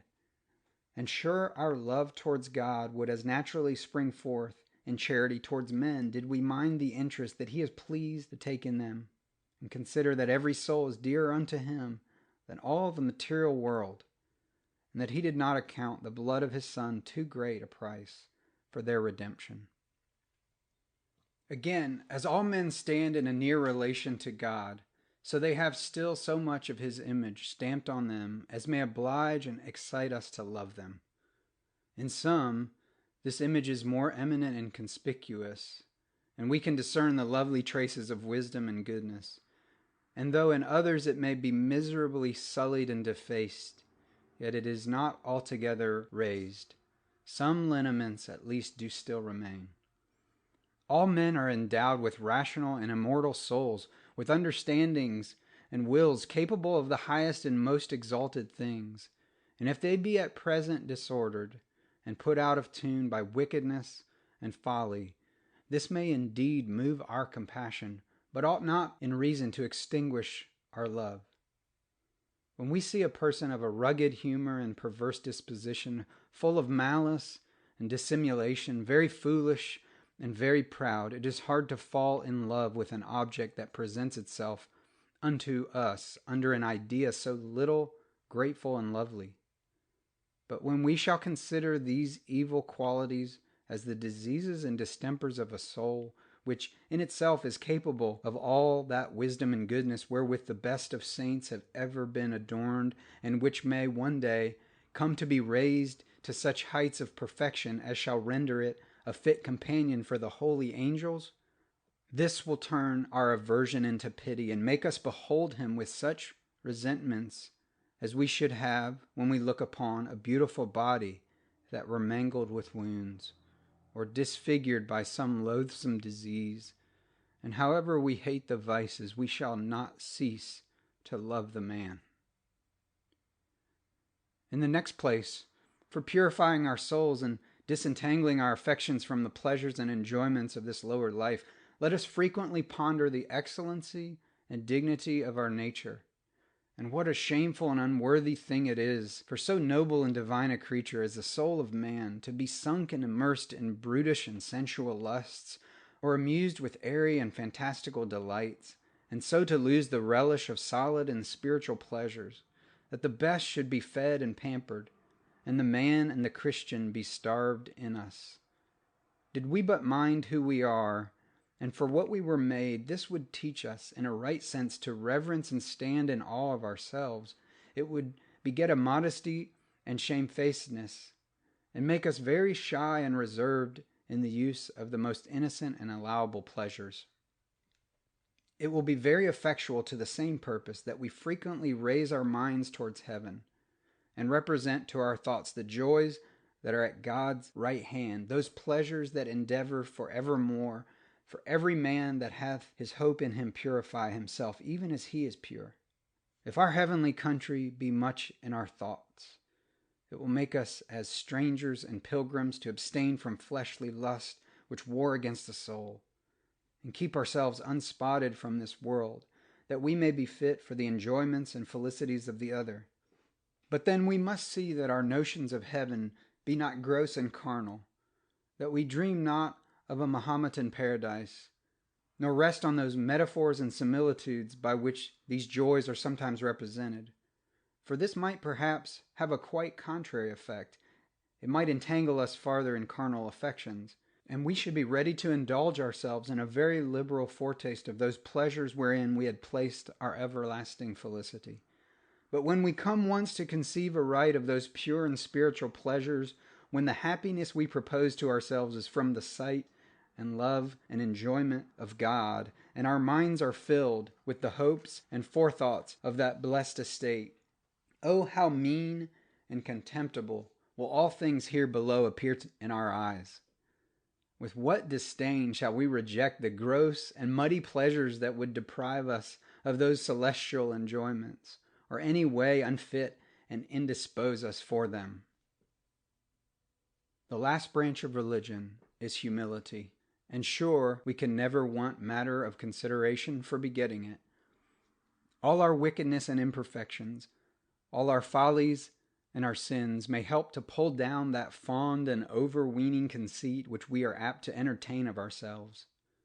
That which makes any body esteem us, and their knowledge or apprehension of some little good, and their ignorance of a great deal of evil that may be in us, were they thoroughly acquainted with us, they would quickly change their opinion. The thoughts that pass in our hearts, in the best and most serious day of our life, being exposed unto public view, would render us either hateful or ridiculous. And now, however we conceal our failings from one another, yet sure we are conscious of them ourselves, and some serious reflections upon them would much qualify and allay the vanity of our spirits. Thus holy men have come really to think worse of themselves than of any other person in the world. Not but that they knew that gross and scandalous vices are, in their nature, more heinous than the surprisals of temptations and infirmity, but because they were much more intent on their own miscarriages than on those of their neighbors, and did consider all the aggravations of the one and everything that might be supposed to diminish and alleviate the other. But it is well observed by a pious writer that the deepest and most pure humility doth not much arise from the consideration of our own faults and defects, as from a calm and quiet contemplation of the divine purity and goodness. Our spots never appear so clearly as when we place them before this infinite light, and we never seem less in our own eyes than when we look down upon ourselves from on high. Oh, how little, how nothing do all these shadows of perfection then appear for which we are wont to value ourselves. That humility which cometh from a view of our own sinfulness and misery is more turbulent and boisterous, but the other layeth us full as low, and wanteth nothing of that anguish and vexation wherewith our souls are apt to boil, when they are the nearest objects of our thoughts. There remains yet another means for begetting a holy and religious disposition in the soul, and that is fervent and hearty prayer. Holiness is the gift of God, indeed the greatest gift he doth bestow, or we are capable to receive, and he hath promised his Holy Spirit to those who ask it of him. In prayer we make the nearest approaches to God, and lie open to the influences of heaven. Then it is that the Sun of Righteousness doth visit us with his directest rays, and dissipateth our darkness, and imprinteth his image on our souls. I cannot now insist on the advantages of this exercise, or the disposition wherewith it ought to be performed. And there is no need I should, there being so many books that treat on this subject. I shall only tell you that as there is one sort of prayer wherein we make use of the voice, which is necessary in public, and may sometimes have its own advantages in private, and another wherein, though we utter no sound, yet we conceive the expressions and form the words as it were in our minds, so there is a third and more sublime kind of prayer, wherein the soul takes a higher flight, and having collected all its forces by long and serious meditation, it darteth itself, if I may so speak, towards God in sighs and groans and thoughts too big for expression. As when after a deep contemplation of the divine perfections appearing in all his works of wonder, it addresseth itself unto him in the profoundest adoration of his majesty and glory. For when after sad reflections on its vileness and miscarriages, it prostrates itself before him with the greatest confusion and sorrow, not daring to lift up its eyes or utter one word in his presence, or when having well considered the beauty of holiness and the unspeakable felicity of those that are truly good, it panteth after God, and sendeth up such vigorous and ardent desires as no words can sufficely express, continuing and repeating each of these acts as long as it finds itself upheld by the force and impulse of the previous meditation. This mental prayer is of all others the most effectual to purify the soul, and dispose it unto a holy and religious temper, and may be termed the great secret of devotion, and one of the most powerful instruments of the divine life. And it may be the apostle hath a peculiar respect unto it when he saith that the Spirit helpeth our infirmities, making intercession for us with groanings that cannot be uttered, or, as the original may bear, that cannot be worded. Yet I do not so recommend this sort of prayer as to supersede the use of the other, for we have so many several things to pray for, and every petition of this nature requireth so much time, and so great an attention of spirit, that it were not easy therein to overtake them all. To say nothing that the deep sighs and heavings of the heart, which are wont to accompany it, are something oppressive to nature, and make it hard to continue long in them. But certainly a few of these inward aspirations will do more than a great many fluent and melting expressions. Thus, my dear friend, I have briefly proposed the method which I judge proper for molding the soul into a holy frame, and the same means which serve to beget this divine temper must still be practiced for strengthening and advancing it. And therefore I shall recommend but one more for that purpose, and it is the frequent and conscientious use of that holy sacrament which is peculiarly appointed to nourish and increase spiritual life when once it is begun in the soul. All the instruments of religion do meet together in this ordinance, and while we address ourselves unto it, we are put to practice all the rules which were mentioned before. Then it is that we make the severest survey of our actions and lay the strictest obligations on ourselves. Then our minds raised up to the highest contempt of the world, and every grace doth exercise itself with the greatest activity and vigor. All the subjects of contemplation do there present themselves unto us with the greatest advantage. And then, if ever doth the soul make its most powerful sallies toward heaven, and assault it with a holy and acceptable force. And certainly the neglect or careless performance of this duty is one of the chief causes that bedwarfs our religion and makes us continue of so low a size. But it is time I should put a close to this letter, which has grown to a far greater bulk than at first intended. If these poor papers can do you the smallest service, I shall think myself very happy in this undertaking. At least I am hopeful you will kindly accept the sincere endeavors of a person who would fain acquit himself of some part of that which he owes you. A prayer. And now, O most gracious God, Father and fountain of mercy and goodness, who has blessed us with the knowledge of our happiness and the way that leadeth unto it, excite in our souls such ardent desires after the one as may put us forth to the diligent prosecution of the other. Let us neither presume on our own strength, nor distrust thy divine assistance, but while we are doing our utmost endeavors, teach us still to depend on thee for success. Open our eyes, O God, and teach us out of thy law. Bless us with an exact and tender sense of our duty, and a knowledge to discern perverse things. Oh, that our ways were directed to keep thy statutes. Then shall we not be ashamed when we have respect unto all thy commandments. Possess our hearts with a generous and holy disdain of all those poor enjoyments which this world holdeth out to allure us, that they may never be able to inveigle our affections, or betray us to any sin. Turn away our eyes from beholding vanity, and quicken thou us in thy law. Fill our souls with such a deep sense, a full persuasion of those great truths which thou hast revealed in the gospel, as may influence and regulate our whole conversation, and that the life which we henceforth live in the flesh, we may live through faith in the Son of God.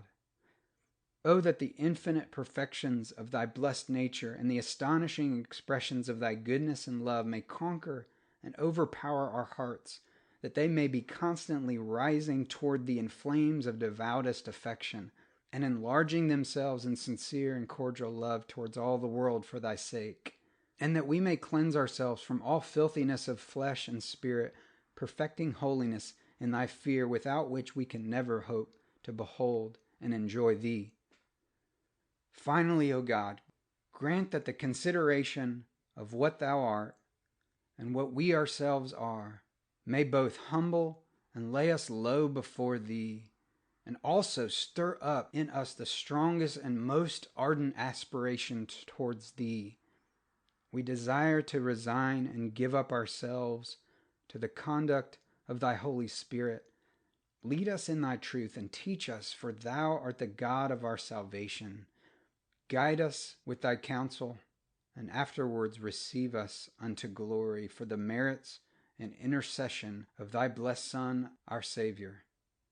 Amen. End of Part 3. An End of the Life of God in the Soul of Man by Henry Scougal.